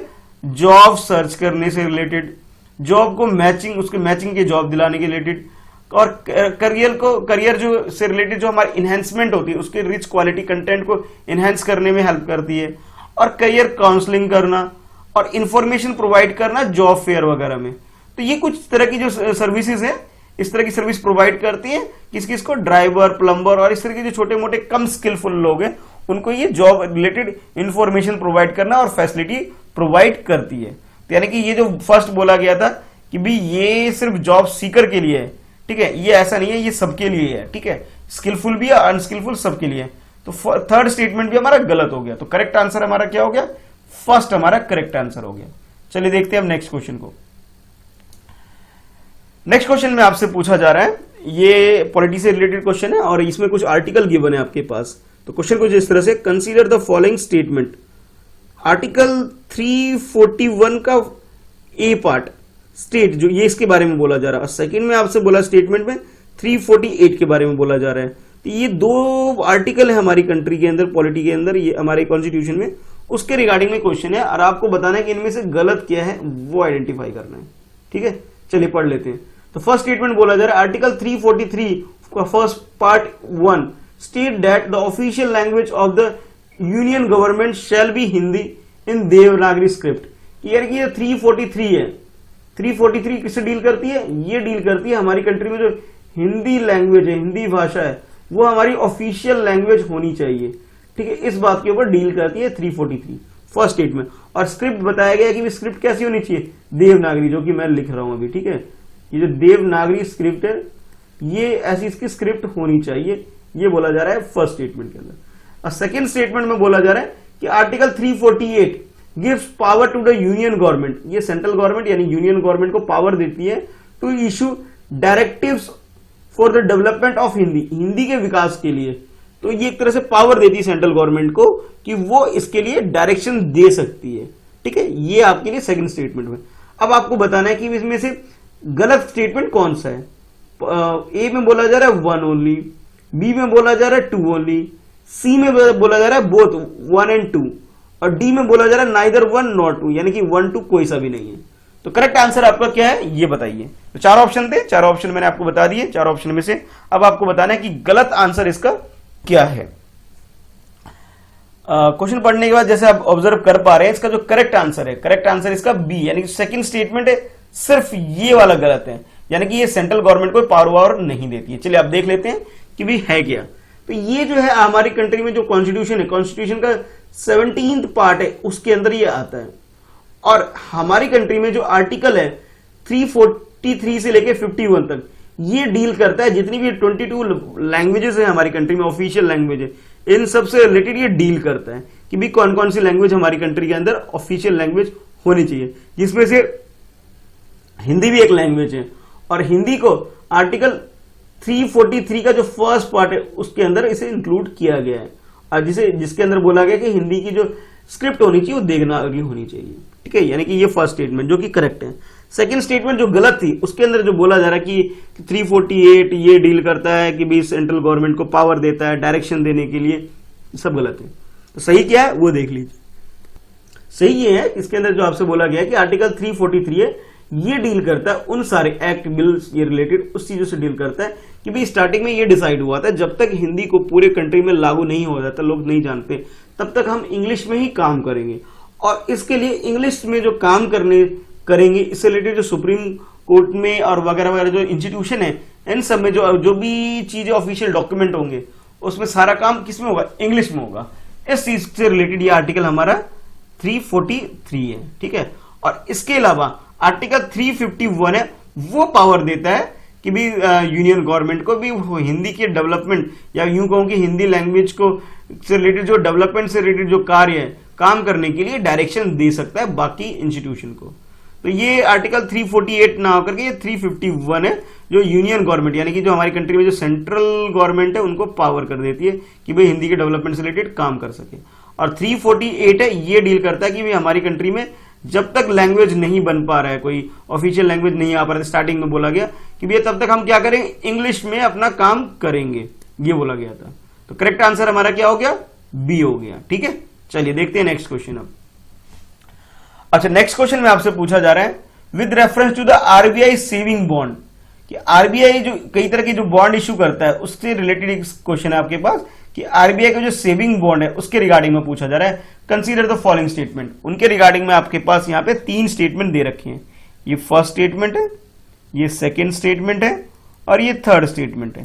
तीनों स्टेटमेंट से रिलेटेड आपसे क्वेश्चन पूछा जा रहा है कि भी इनमें आपको जो बताना है कि करेक्ट स्टेटमेंट कौन सा है। ठीक है, तो फर्स्ट बोला जा रहा है कि इसके अंदर ये है कि भाई they have 7 year lock in period and mature encashment is not allowed in any case, यानी कि 7 साल के लिए जो भी आपने इन्वेस्ट कर दिया उसे आप विड्रॉ नहीं कर सकते। ये इसके अंदर जो इनके टर्म्स एंड कंडीशन है उस बीच में आप मनी विड्रॉ नहीं कर सकते। कम से कम 7 साल 7 ईयर के लिए आपको अपना पैसा फिक्स रखना पड़ेगा। सेकेंड ऑप्शन जो सेकेंड स्टेटमेंट है उसमें बोला जा रहा है there is no maximum limit for investment, यानी कि इसके अंदर आप जितना चाहो पैसा इन्वेस्ट कर लो, कोई मैक्सिमम लिमिट नहीं है। और थर्ड स्टेटमेंट में आपसे बोला जा रहा है interest on these bond is taxable, यानी कि इसमें अगर आप इन्वेस्ट करते हैं तो आपको टैक्स बेनिफिट नहीं मिलेगा, बल्कि ये क्या है, इसमें आपको टैक्स देना पड़ेगा, यानी कि टैक्स फ्रेंडली नहीं है, आप ये कह सकते हो एक इंडिविजुअल की अगर हम बात करें तो। अब आप बताइए कि करेक्ट स्टेटमेंट क्या है। ऑप्शन आपके पास कुछ इस तरह से है। फर्स्ट ऑप्शन ए में बोला जा रहा है कि वन स्टेटमेंट यानी फर्स्ट ओनली, ये सिर्फ करेक्ट है। बी में बोला जा रहा है second only, second statement correct है। और सी में बोला जा रहा है कि बोथ सेकंड एंड थर्ड दोनों स्टेटमेंट करेक्ट है। और डी में बोला जा रहा है फर्स्ट और थर्ड ये दोनों करेक्ट है। तो आपको बताना है कि करेक्ट स्टेटमेंट क्या है इन तीनों में से, ये आपका आंसर होगा। इस कोड के हिसाब से बताइए। तो इस क्वेश्चन का जो करेक्ट आंसर है, करेक्ट आंसर इसका सी यानी कि सेकंड एंड थर्ड स्टेटमेंट जो है, ठीक है, सेकंड थर्ड स्टेटमेंट ये करेक्ट है, यानी कि फर्स्ट स्टेटमेंट गलत हो गया। गलत क्यों हो गया? इसमें जो बोला गया ना कि 7 ईयर का लॉक इन पीरियड है। अब इसको समझ लेते हैं थोड़ा सा कि 7 ईयर का लॉक इन पीरियड तो है, लेकिन ये इसमें एक कंडीशन और है, जो भी सीनियर सिटीजन है यानी कि जिनकी एज 60 ईयर से अबव है, वो क्या कर सकते हैं, इस मनी को विड्रॉ कर सकते हैं। यानी कि जो लेस देन 60 ईयर के हैं, ठीक है, लेस देन 60 ईयर वाले, उनके लिए तो ये है कि भी 7 ईयर इनको फिक्स है कि भी पैसा नहीं निकाल सकते ये, ठीक है। लेकिन जो 60 ईयर से अबव है, 60 ईयर प्लस जो है, वो विड्रॉ कर सकते हैं। ये बात थी जो इसमें मेंशन नहीं थी, इस वजह से फर्स्ट ऑप्शन हमारा गलत हो गया था। अच्छा, बाकी जो बोला जा रहा है कि भी इसमें नो लिमिट है कि आप मैक्सिमम कितना भी इन्वेस्ट करिए, ये बात बिल्कुल सही है। इसमें कोई लिमिट नहीं है, जितना चाहो इन्वेस्टमेंट करो। लेकिन मिनिमम जो है बॉन्ड जो है, वन बॉन्ड का जो प्राइस है वो बताया जा रहा है कि 1000 रुपीज है, यानी कि मिनिमम अमाउंट कितना है 1000, मैक्सिमम कोई लिमिट नहीं है, कितना भी इन्वेस्टमेंट करो। अच्छा, उसके बाद जो नेक्स्ट स्टेटमेंट था, थर्ड स्टेटमेंट, इसमें बोला गया कि भाई ये जो बॉन्ड है ये क्या है, टैक्सेबल है, यानी कि इसके अंदर आपको कोई सेविंग बेनिफिट जो है इनकम टैक्स में वो नहीं मिलेगी। ये बात बिल्कुल सही है। हमारी कंट्री के अंदर जो इनकम टैक्स एक्ट 1961 है, इसके अकॉर्डिंग ये बात बोली जा रही है। तो करेक्ट आंसर जो हमारा हो जाएगा वो हो जाएगा सी। तो क्वेश्चन है, Kohala hydro power project recently seen in the news is located on which of the following river. इस कोहला जो ये एक हाइड्रो पावर प्रोजेक्ट है हमारी कंट्री के अंदर, आपसे ये पूछा जा रहा है कि भाई ये बताना है आपको कि ये कहां पे लोकेटेड है, इसकी लोकेशन के बारे में आपसे पूछा जा रहा है। तो क्वेश्चन बहुत सिंपल है आपके लिए कि ये पावर प्रोजेक्ट जो आपको दिख रहा है हाइड्रो पावर प्रोजेक्ट, इसकी लोकेशन आपने बतानी कि लोकेशन कहां पे है, ठीक है, और किस रिवर के ऊपर है। तो फर्स्ट ऑप्शन जो आपके पास आता है वो ये है ए, ब्रह्मपुत्र रिवर। सेकेंड ऑप्शन आपके पास है इंडस रिवर, सी में जो ऑप्शन दे रखा है, और थर्ड ऑप्शन जो आपके लिए है वो है झेलम रिवर। और नेक्स्ट फोर्थ ऑप्शन जो आपके पास है वो है पद्मा रिवर। तो आजकल ये जो न्यूज में है कोहला हाइड्रो पावर प्रोजेक्ट, जो न्यूज में होने की वजह क्या है ये आपको पता होना चाहिए, उस हिसाब से आप इसकी लोकेशन भी गैस कर पाएंगे। तो लोकेशन के हिसाब से आपको बताना है कि ये हाइड्रो पावर प्रोजेक्ट किस रिवर के ऊपर लोकेटेड है। क्वेश्चन बहुत सिंपल है, आई होप क्वेश्चन आपको समझ में आ गया होगा। चलिए आप क्वेश्चन को अटेम्प्ट करिए। तो इस क्वेश्चन का जो करेक्ट आंसर है, करेक्ट आंसर इसका सी ऑप्शन, यानी कि ये झेलम रिवर के ऊपर इसकी लोकेशन है, ठीक है। अच्छा, अब थोड़ा डिटेल में बात कर लेते हैं कि ये इस कोयला हाइड्रो पावर प्रोजेक्ट की, ये हमारी कंट्री में जो झेलम रिवर है, जो कि JNK जो हमारे पर जो यूटी है वहां पर इसकी लोकेशन है। और इसकी जो कैपेसिटी है इस हाइड्रो पावर प्रोजेक्ट की वो है 1124, यानी कि 1124 मेगावाट पावर इसकी कैपेसिटी है इस पावर प्रोजेक्ट की, ठीक है।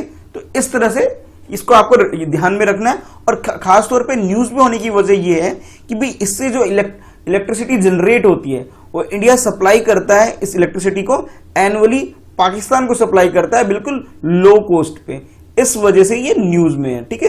तो कि इंडिया क्या करता है, हमारी कंट्री में से इसे हाइड्रो पावर प्रोजेक्ट से इलेक्ट्रिसिटी जो भी जनरेट होती है वो हम लोग क्या करते हैं, इसे पाकिस्तान को सप्लाई करते हैं बिल्कुल लो कॉस्ट में, इस वजह से न्यूज में है, ठीक है। आई होप क्वेश्चन समझ में आ गया होगा। चलिए देखते हैं अब नेक्स्ट क्वेश्चन को। तो करेक्ट आंसर आपका इसमें सी हो गया, झेलम रिवर। नेक्स्ट क्वेश्चन आपके लिए है, consider the following statement with reference to the JNK media policy 2020।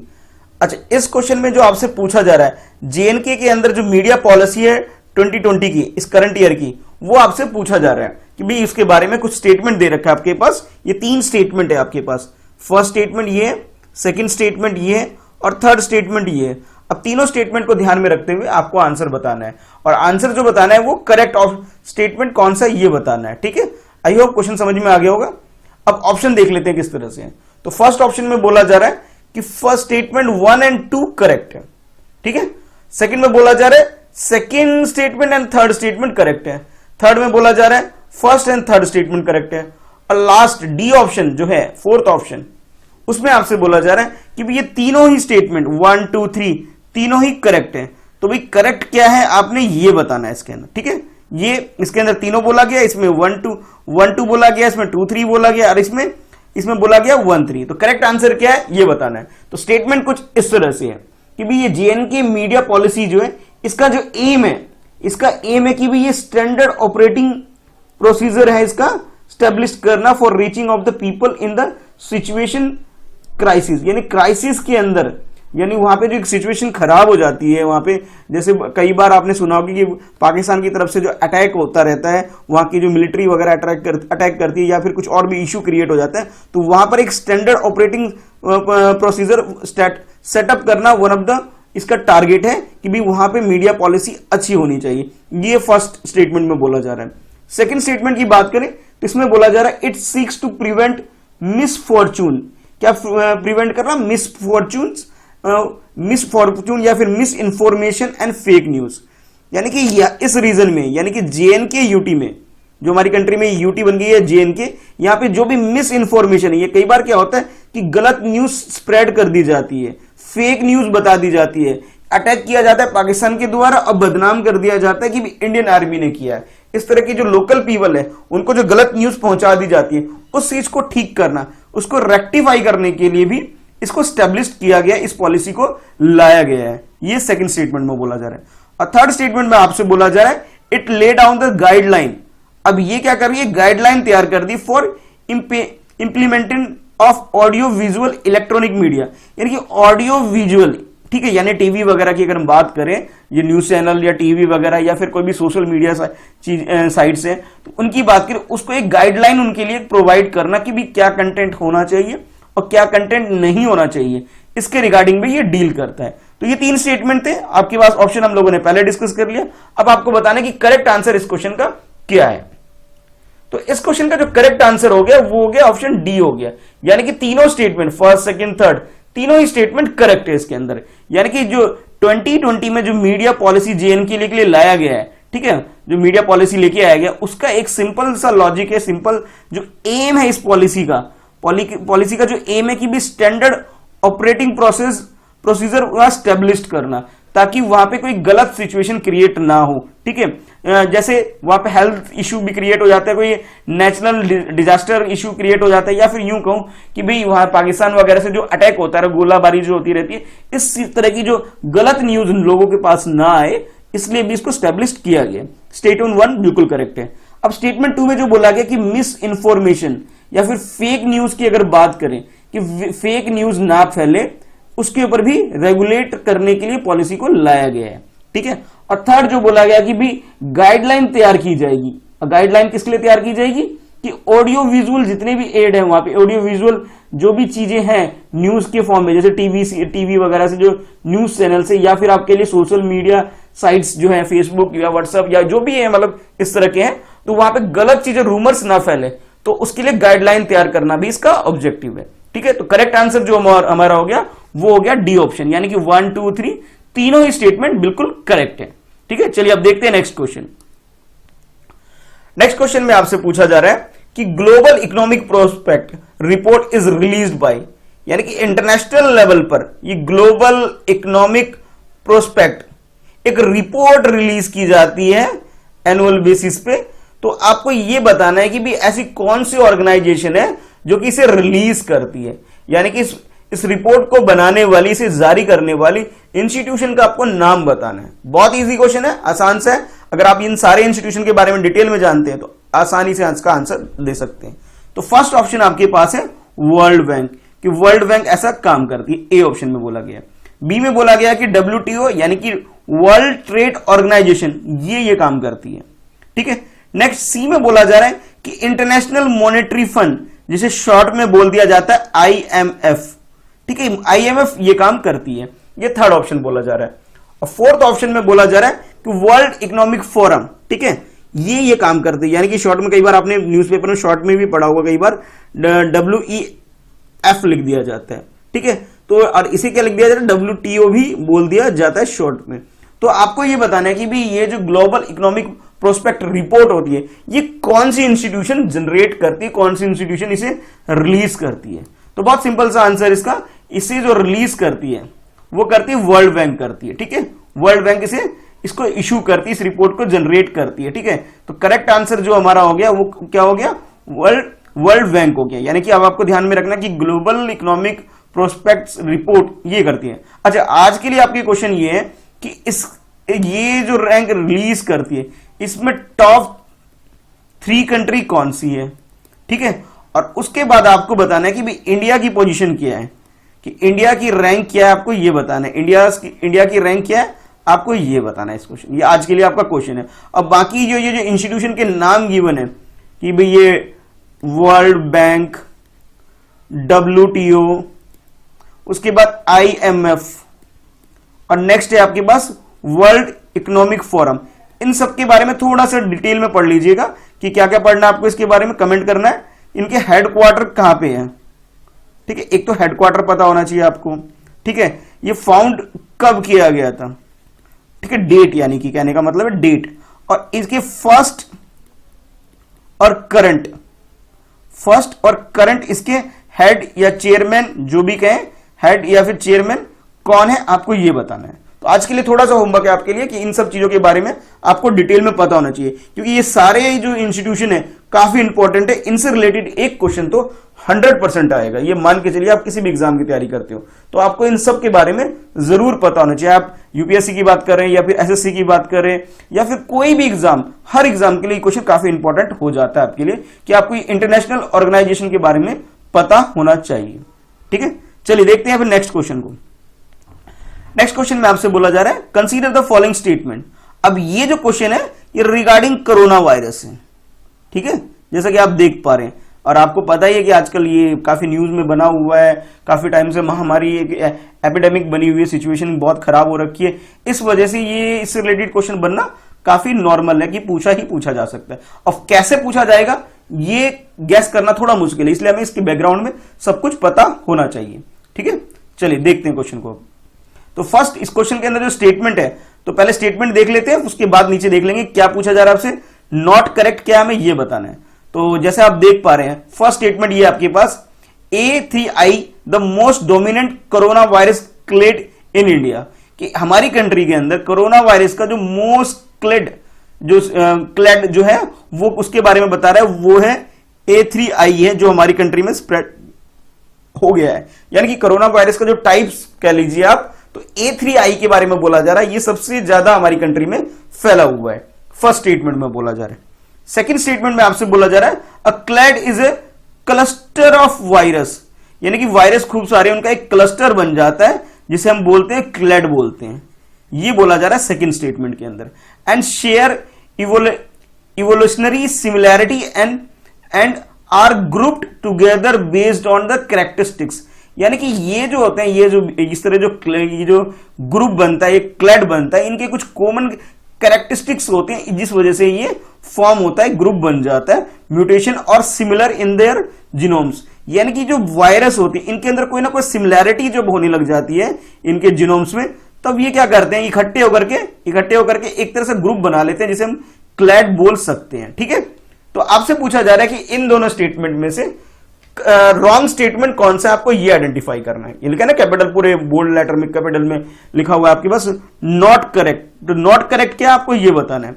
तो फर्स्ट ऑप्शन में आपसे बोला जा रहा है कि 1 यानी कि फर्स्ट स्टेटमेंट रॉन्ग है, सेकंड में बोला जा रहा है कि बी में कि सेकंड स्टेटमेंट गलत है, थर्ड सी ऑप्शन में बोला जा रहा है कि फर्स्ट एंड सेकंड दोनों ही गलत हैं, लास्ट डी में बोला जा रहा है नाइदर 1 नॉट 2, यानी कि ना ही फर्स्ट ना ही सेकंड, इन दोनों में से कोई सा भी रॉन्ग नहीं है, नॉट करेक्ट कोई सा नहीं है इसके अंदर से, ऐसा बोला जा रहा है। तो अब आपको क्वेश्चन को अटेम्प्ट करना है और इसे आंसर करना है इस क्वेश्चन का। तो इस क्वेश्चन का जो करेक्ट आंसर हो जाएगा आपका वो हो जाएगा फर्स्ट, यानी कि जो फर्स्ट स्टेटमेंट 1 है, यानी ए ऑप्शन आपका करेक्ट हो गया, फर्स्ट स्टेटमेंट है वो गलत हो गया। अब गलती क्या होगी, इसमें जो ये बोला गया ना A3I, हमारी कंट्री के अंदर ये आइडेंटिफाई की गई है कि भाई ये मोस्ट डोमिनेंट कोरोना वायरस का क्लेड है। नहीं, ये गलत हो गया यहां पे, बल्कि ये ना होकर के यहां पे कुछ और है। तो यहां पे ये जो आइडेंटिफाई A3I, ये मिस्टेक है, यहां पे ये गलत है। ठीक है। अच्छा, नेक्स्ट स्टेटमेंट जो आपसे बोला जा रहा था कि भी द कोरोना वायरस टाइप और clade is a cluster of SARS-CoV-2 virus that share the evolution. हाँ, ये बात बिल्कुल सही है कि क्लेड के बारे में जो आपसे बताया गया, भी क्लेड क्या होता है, ग्रुप ऑफ वायरस होता है जिसके अंदर जीनोम्स में कोई उनके जीनोम से उसके अंदर कोई पार्ट में कोई सिमिलैरिटी होती है, तो फिर वो एक जगह इकट्ठा होकर क्या बना देते हैं, क्लेड बना देते हैं। तो सेकंड स्टेटमेंट वो बिल्कुल करेक्ट है इसके अंदर। ठीक है, सेकंड स्टेटमेंट यानी कि ये वाला स्टेटमेंट करेक्ट है, ये वाला गलत हो गया। तो ठीक है, मतलब करेक्ट को लेकर और हमें क्या बताना है, और हमें जो आंसर बताना था इसके अंदर गलत वाला आइडेंटिफाई करना था। तो गलत के हिसाब से जो हमारा आंसर हो जाएगा वो फर्स्ट हो गया। सेकंड स्टेटमेंट सही था, फर्स्ट स्टेटमेंट गलत था। हमें इसमें पूछा गया था नॉट करेक्ट, यानी कि रॉन्ग स्टेटमेंट पूछा गया, इस वजह से मैंने आपको बताया कि भाई ए इसका आंसर हो गया। ध्यान रखिएगा, ये कंफ्यूजन होने वाली बात नहीं है इसके अंदर। ठीक है, कि सही पूछा जा रहा है, गलत पूछा जा रहा है, ये आपको पता होना चाहिए। चलिए अब नेक्स्ट देखते हैं। नेक्स्ट क्वेश्चन जो आपके पास है वो ये, consider the following statement about Abhinav Bharat society. ये एक इंपॉर्टेंट क्वेश्चन है, इसलिए इसको थोड़ा रिपीट किया जा रहा है। ठीक है, तो इसका ध्यान रखिएगा कि अभिनव भारत सोसाइटी के बारे में आपको बताना है। तो आपके पास ये दो स्टेटमेंट है, ये फर्स्ट स्टेटमेंट है, सेकंड स्टेटमेंट है। ठीक है, और नीचे पूछा जा रहा है आपसे कि करेक्ट स्टेटमेंट क्या है, आपने ये बताना है। तो जैसा कि आप देख पा रहे हैं कि फर्स्ट स्टेटमेंट ये, it was a secret society. ये क्या था, एक सीक्रेट सोसाइटी था associated with the revolutionary and political activist.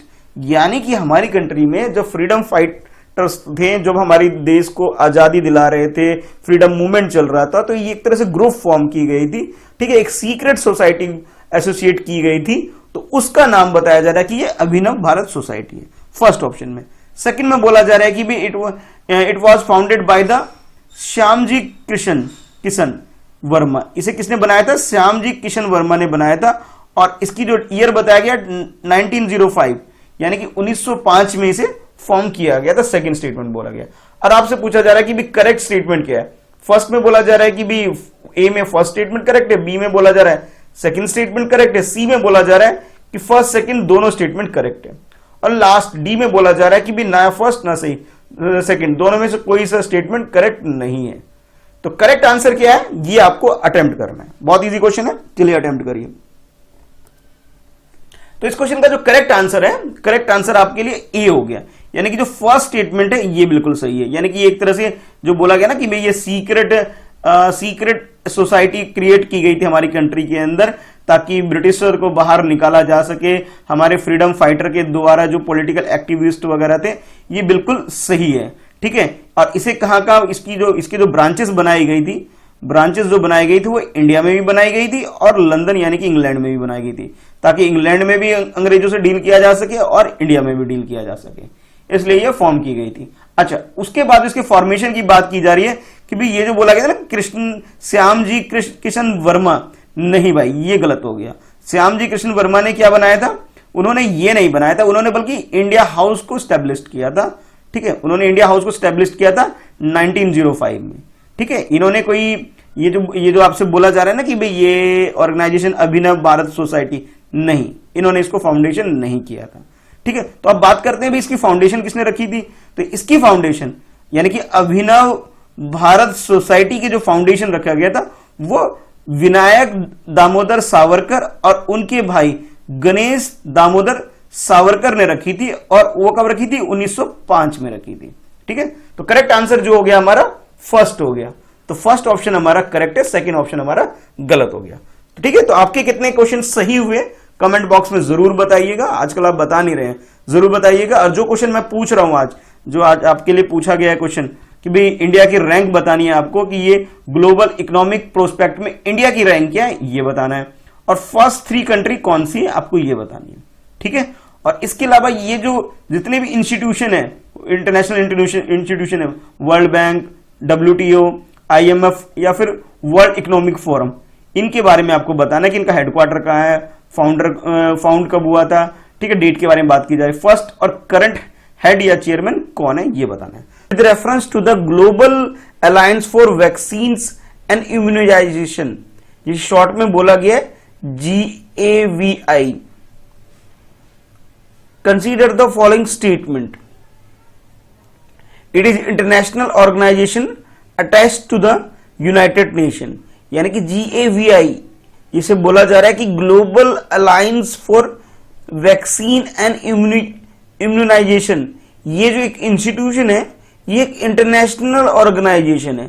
सबसे पहली बात ये बोली जा रही है और ये अटैच्ड है यूनाइटेड नेशन के साथ. ये फर्स्ट स्टेटमेंट में बोला जा रहा है. सेकंड स्टेटमेंट में आपसे बोला जा रहा है it brings together the public and private sector to the create equal access to the vaccine for children. यानी कि ये जो ऑर्गेनाइजेशन है एक इंटरनेशनल ऑर्गेनाइजेशन है जो कि यूएन के साथ अटैच्ड है. पहली बात ये बोली गई. दूसरी बात ये बोली गई कि इस ऑर्गेनाइजेशन का जो मेन काम है वो पब्लिक और प्राइवेट सेक्टर दोनों सेक्टर को मिलाकर के काम करती है जिससे कि जो वैक्सीन है वो बच्चों के लिए अवेलेबल हो जाए. ये मेन दो काम करती है ये ऑर्गेनाइजेशन. और आपसे पूछा जा रहा है which of the statement given above are not correct. यानी कि गलत स्टेटमेंट इसके अंदर क्या है हमें वो आइडेंटिफाई करना है. तो your options are A one only यानी कि फर्स्ट स्टेटमेंट गलत है. सेकंड ऑप्शन में बोला जा रहा है बी में बोला जा रहा है आपसे कि सेकंड ओनली. सी में बोला जा रहा है both 1 and 2 and finally D में बोला जा रहा है कि नाइदर 1 nor 2. तो करेक्ट आंसर इस क्वेश्चन का क्या है आपको ये बताना है. आई होप क्वेश्चन क्लियर हो गया होगा कि पूछा गया जा रहा है इस क्वेश्चन के अंदर गलत स्टेटमेंट पूछा जा रहा है आपसे. दो स्टेटमेंट दे दिया गया उसके अकॉर्डिंगली आपके पास ये ऑप्शन है. तो इस क्वेश्चन को जैसा कि आप अटेम्प्ट कर पा रहे हैं इस क्वेश्चन का जो करेक्ट आंसर है यानी कि ए वन ओनली. यानी कि जो फर्स्ट स्टेटमेंट है फर्स्ट स्टेटमेंट गलत है. गलत क्या है इसके अंदर वो ये गलत है कि ये यूनाइटेड नेशन का पार्ट नहीं है.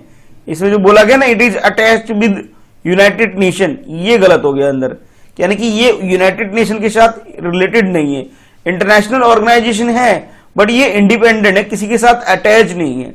अब बाकी जो बातें बोली गई है कि भी global alliance for vaccines and immunization ये एक इंटरनेशनल ऑर्गेनाइजेशन है. बिल्कुल सही बात है.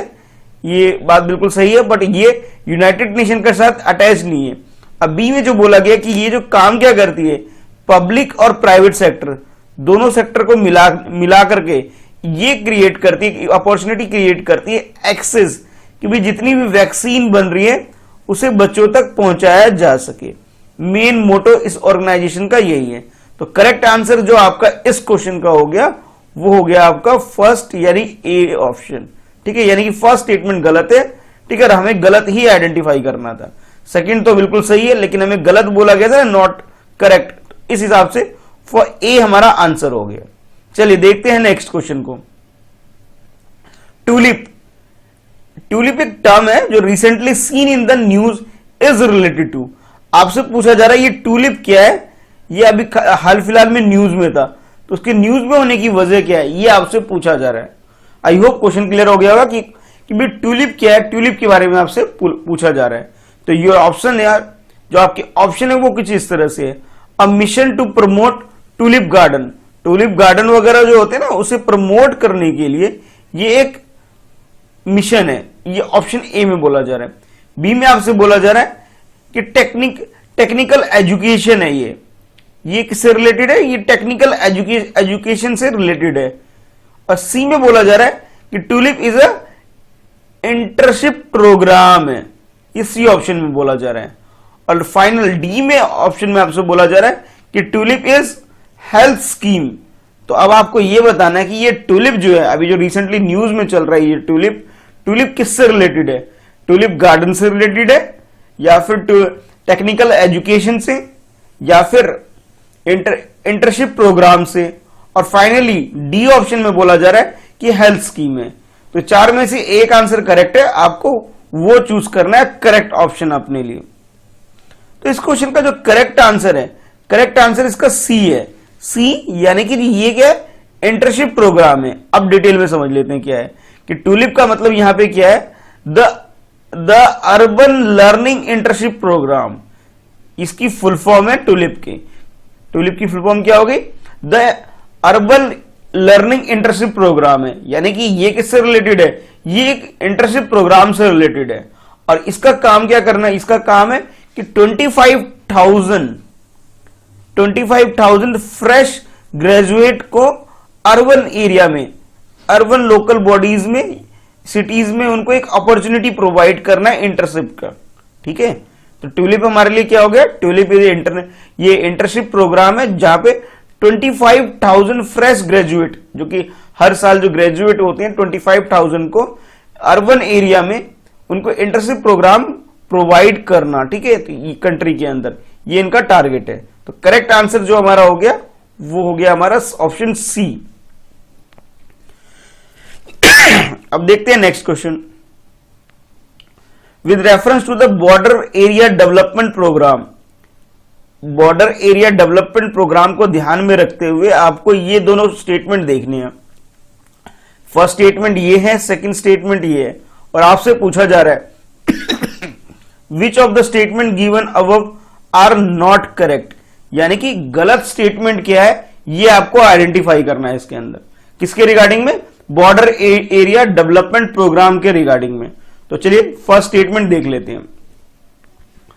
तो फर्स्ट स्टेटमेंट आपके लिए कुछ इस तरह से है कि मिनिस्ट्री ऑफ डिफेंस, बोला जा रहा है आपसे कि ministry of defence has been implementing it as a part of the comprehensive approach to the border management, यानी कि जो इंस्टीट्यूशन की बात की जा रही, प्रोग्राम की बात की जा रही है कि बॉर्डर एरिया डेवलपमेंट प्रोग्राम, ये किससे रिलेटेड है, ये डिफेंस सेक्टर से रिलेटेड है, यानी कि मिनिस्ट्री ऑफ डिफेंस से ये रिलेटेड है।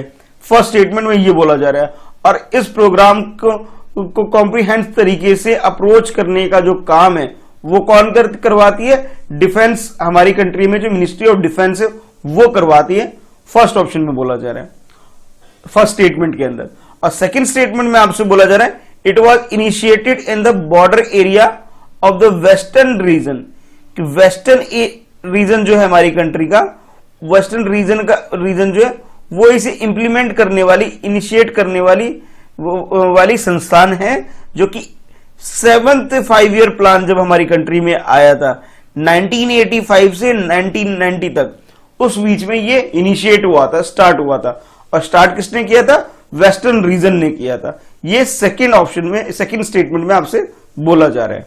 अब आपसे बोला जा रहा है which of the statement given above are not correct, तो इन दोनों में से करेक्ट जो नहीं है, यानी कि गलत स्टेटमेंट क्या है ये आइडेंटिफाई करना है। तो आपके पास ऑप्शन कुछ इस तरह से है, ए वन ओनली, ए में बोला जा रहा है कि सिर्फ फर्स्ट स्टेटमेंट गलत है, बी में बोला जा रहा है सेकंड स्टेटमेंट गलत है, सी में बोला जा रहा है बोथ 1 2 दोनों ही गलत है, और डी में बोला जा रहा है नाइदर 1 नॉट 2, यानी कि दोनों में से कोई सा भी स्टेटमेंट गलत नहीं है। तो गलत स्टेटमेंट हमें इस क्वेश्चन में आइडेंटिफाई करना है। तो आई होप क्वेश्चन अटेम्प्ट कर लिया होगा आप लोगों ने। इसका जो करेक्ट आंसर है, करेक्ट आंसर इसका ए हो गया, यानी कि जो फर्स्ट स्टेटमेंट है ये गलत हो गया। ठीक है, अब गलती क्या है इसके अंदर ये देख लेते हैं। ये जो आपको बोला जा रहा था ना कि ये मिनिस्ट्री ऑफ डिफेंस से रिलेटेड है, ये गलत है इसके अंदर। ये मिनिस्ट्री ऑफ डिफेंस से ना लेकर के ये रिलेटेड है मिनिस्ट्री ऑफ होम अफेयर, यानी कि जो मिनिस्ट्री ऑफ होम अफेयर है वो इस प्रोग्राम को लॉन्च करने के और इसे इनिशिएटिव को पूरी तरह से कंप्लीट कराने के लिए ये किसके काम कौन करवाती है, ये करवाती है बॉर्डर एरिया डेवलपमेंट प्रोग्राम। और ये बॉर्डर एरिया डेवलपमेंट प्रोग्राम किसके अंडर में, मिनिस्ट्री ऑफ होम अफेयर के अंडर में है। ठीक है, तो यहां पे ये गलती हो गई। तो हमारा आंसर तो ए हो जाएगा। अब बाकी जो ये बात की जा रही है कि इसे वेस्टर्न रीजन में सबसे पहले स्टार्ट किया गया था, ये बात बिल्कुल सही है। ये हमारे कंट्री में 1985 से 1990 के बीच में जब 5th 5 ईयर प्लान था, तो 5th 5 ईयर प्लान था तभी इसे स्टार्ट किया गया था। ये बात बिल्कुल सही है। ठीक है, ये बात बिल्कुल सही होगी कि ये 5th 5 ईयर प्लान के अंडर इसे स्टार्ट किया गया था वेस्टर्न रीजन के द्वारा, लेकिन ध्यान रहे ये मिनिस्ट्री ऑफ होम अफेयर के अंडर में आता है। तो करेक्ट आंसर जो हमारा इस क्वेश्चन का हो गया वो क्या हो गया, ये हमारा हो गया ए ऑप्शन, यानी कि जो फर्स्ट स्टेटमेंट है ये गलत है इसके अंदर, और हमें गलत ही आइडेंटिफाई करना था। चलिए देखते हैं next question. State of India environment 2020 in figure report is published by, एक रिपोर्ट है जिसका टाइटल है स्टेट ऑफ इंडिया इन्वायरमेंट 2020 ये रिपोर्ट है, और आपसे पूछा जा रहा है इस रिपोर्ट को कौन पब्लिश करती है, यानी कि पब्लिश करने वाली ऑर्गेनाइजेशन के बारे में आपसे पूछा जा रहा है कि ये रिपोर्ट किसने पब्लिश किया है। State of India's report, India's environment 2020 की बात की जा रही है। ठीक है, तो आपके पास ऑप्शन कुछ इस तरह से है।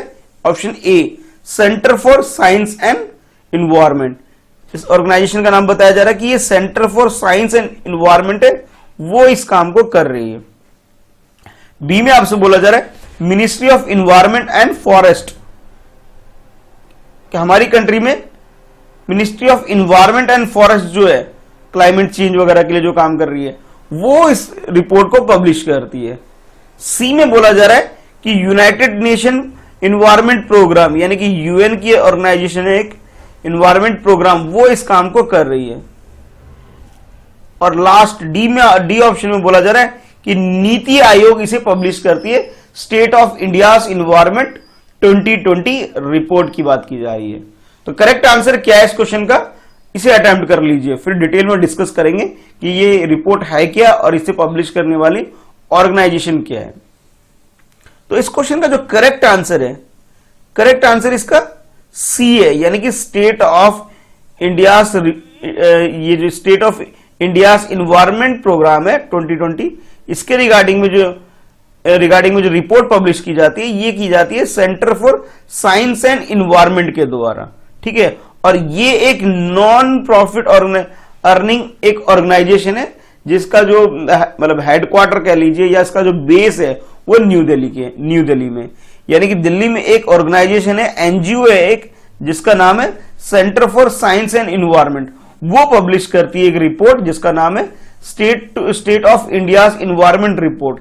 और इस रिपोर्ट में ये क्या करती है कि हमारी कंट्री में जितने भी स्टेट हैं उसके इन्वायरमेंट से रिलेटेड उनके डाटा को पब्लिश करती है कि इन्वायरमेंट के हिसाब से हर जितने भी स्टेट है किस तरह से काम कर रही है। और ये जो काम करती है वो पब्लिक इंटरेस्ट में, यानी कि पब्लिक इंटरेस्ट में रिसर्च को करने के लिए ये काम करती है। तो करेक्ट आंसर जो आपका इस क्वेश्चन का हो गया वो हो गया आपका ए हो गया, यानी कि फर्स्ट ऑप्शन ए इसका करेक्ट है। ठीक है, एक एनजीओ है जिसका नाम है centre for science and environment, वो ये काम करती है, जो कि दिल्ली बेस्ड एक एनजीओ है। ठीक है, चलिए देखते हैं नेक्स्ट क्वेश्चन।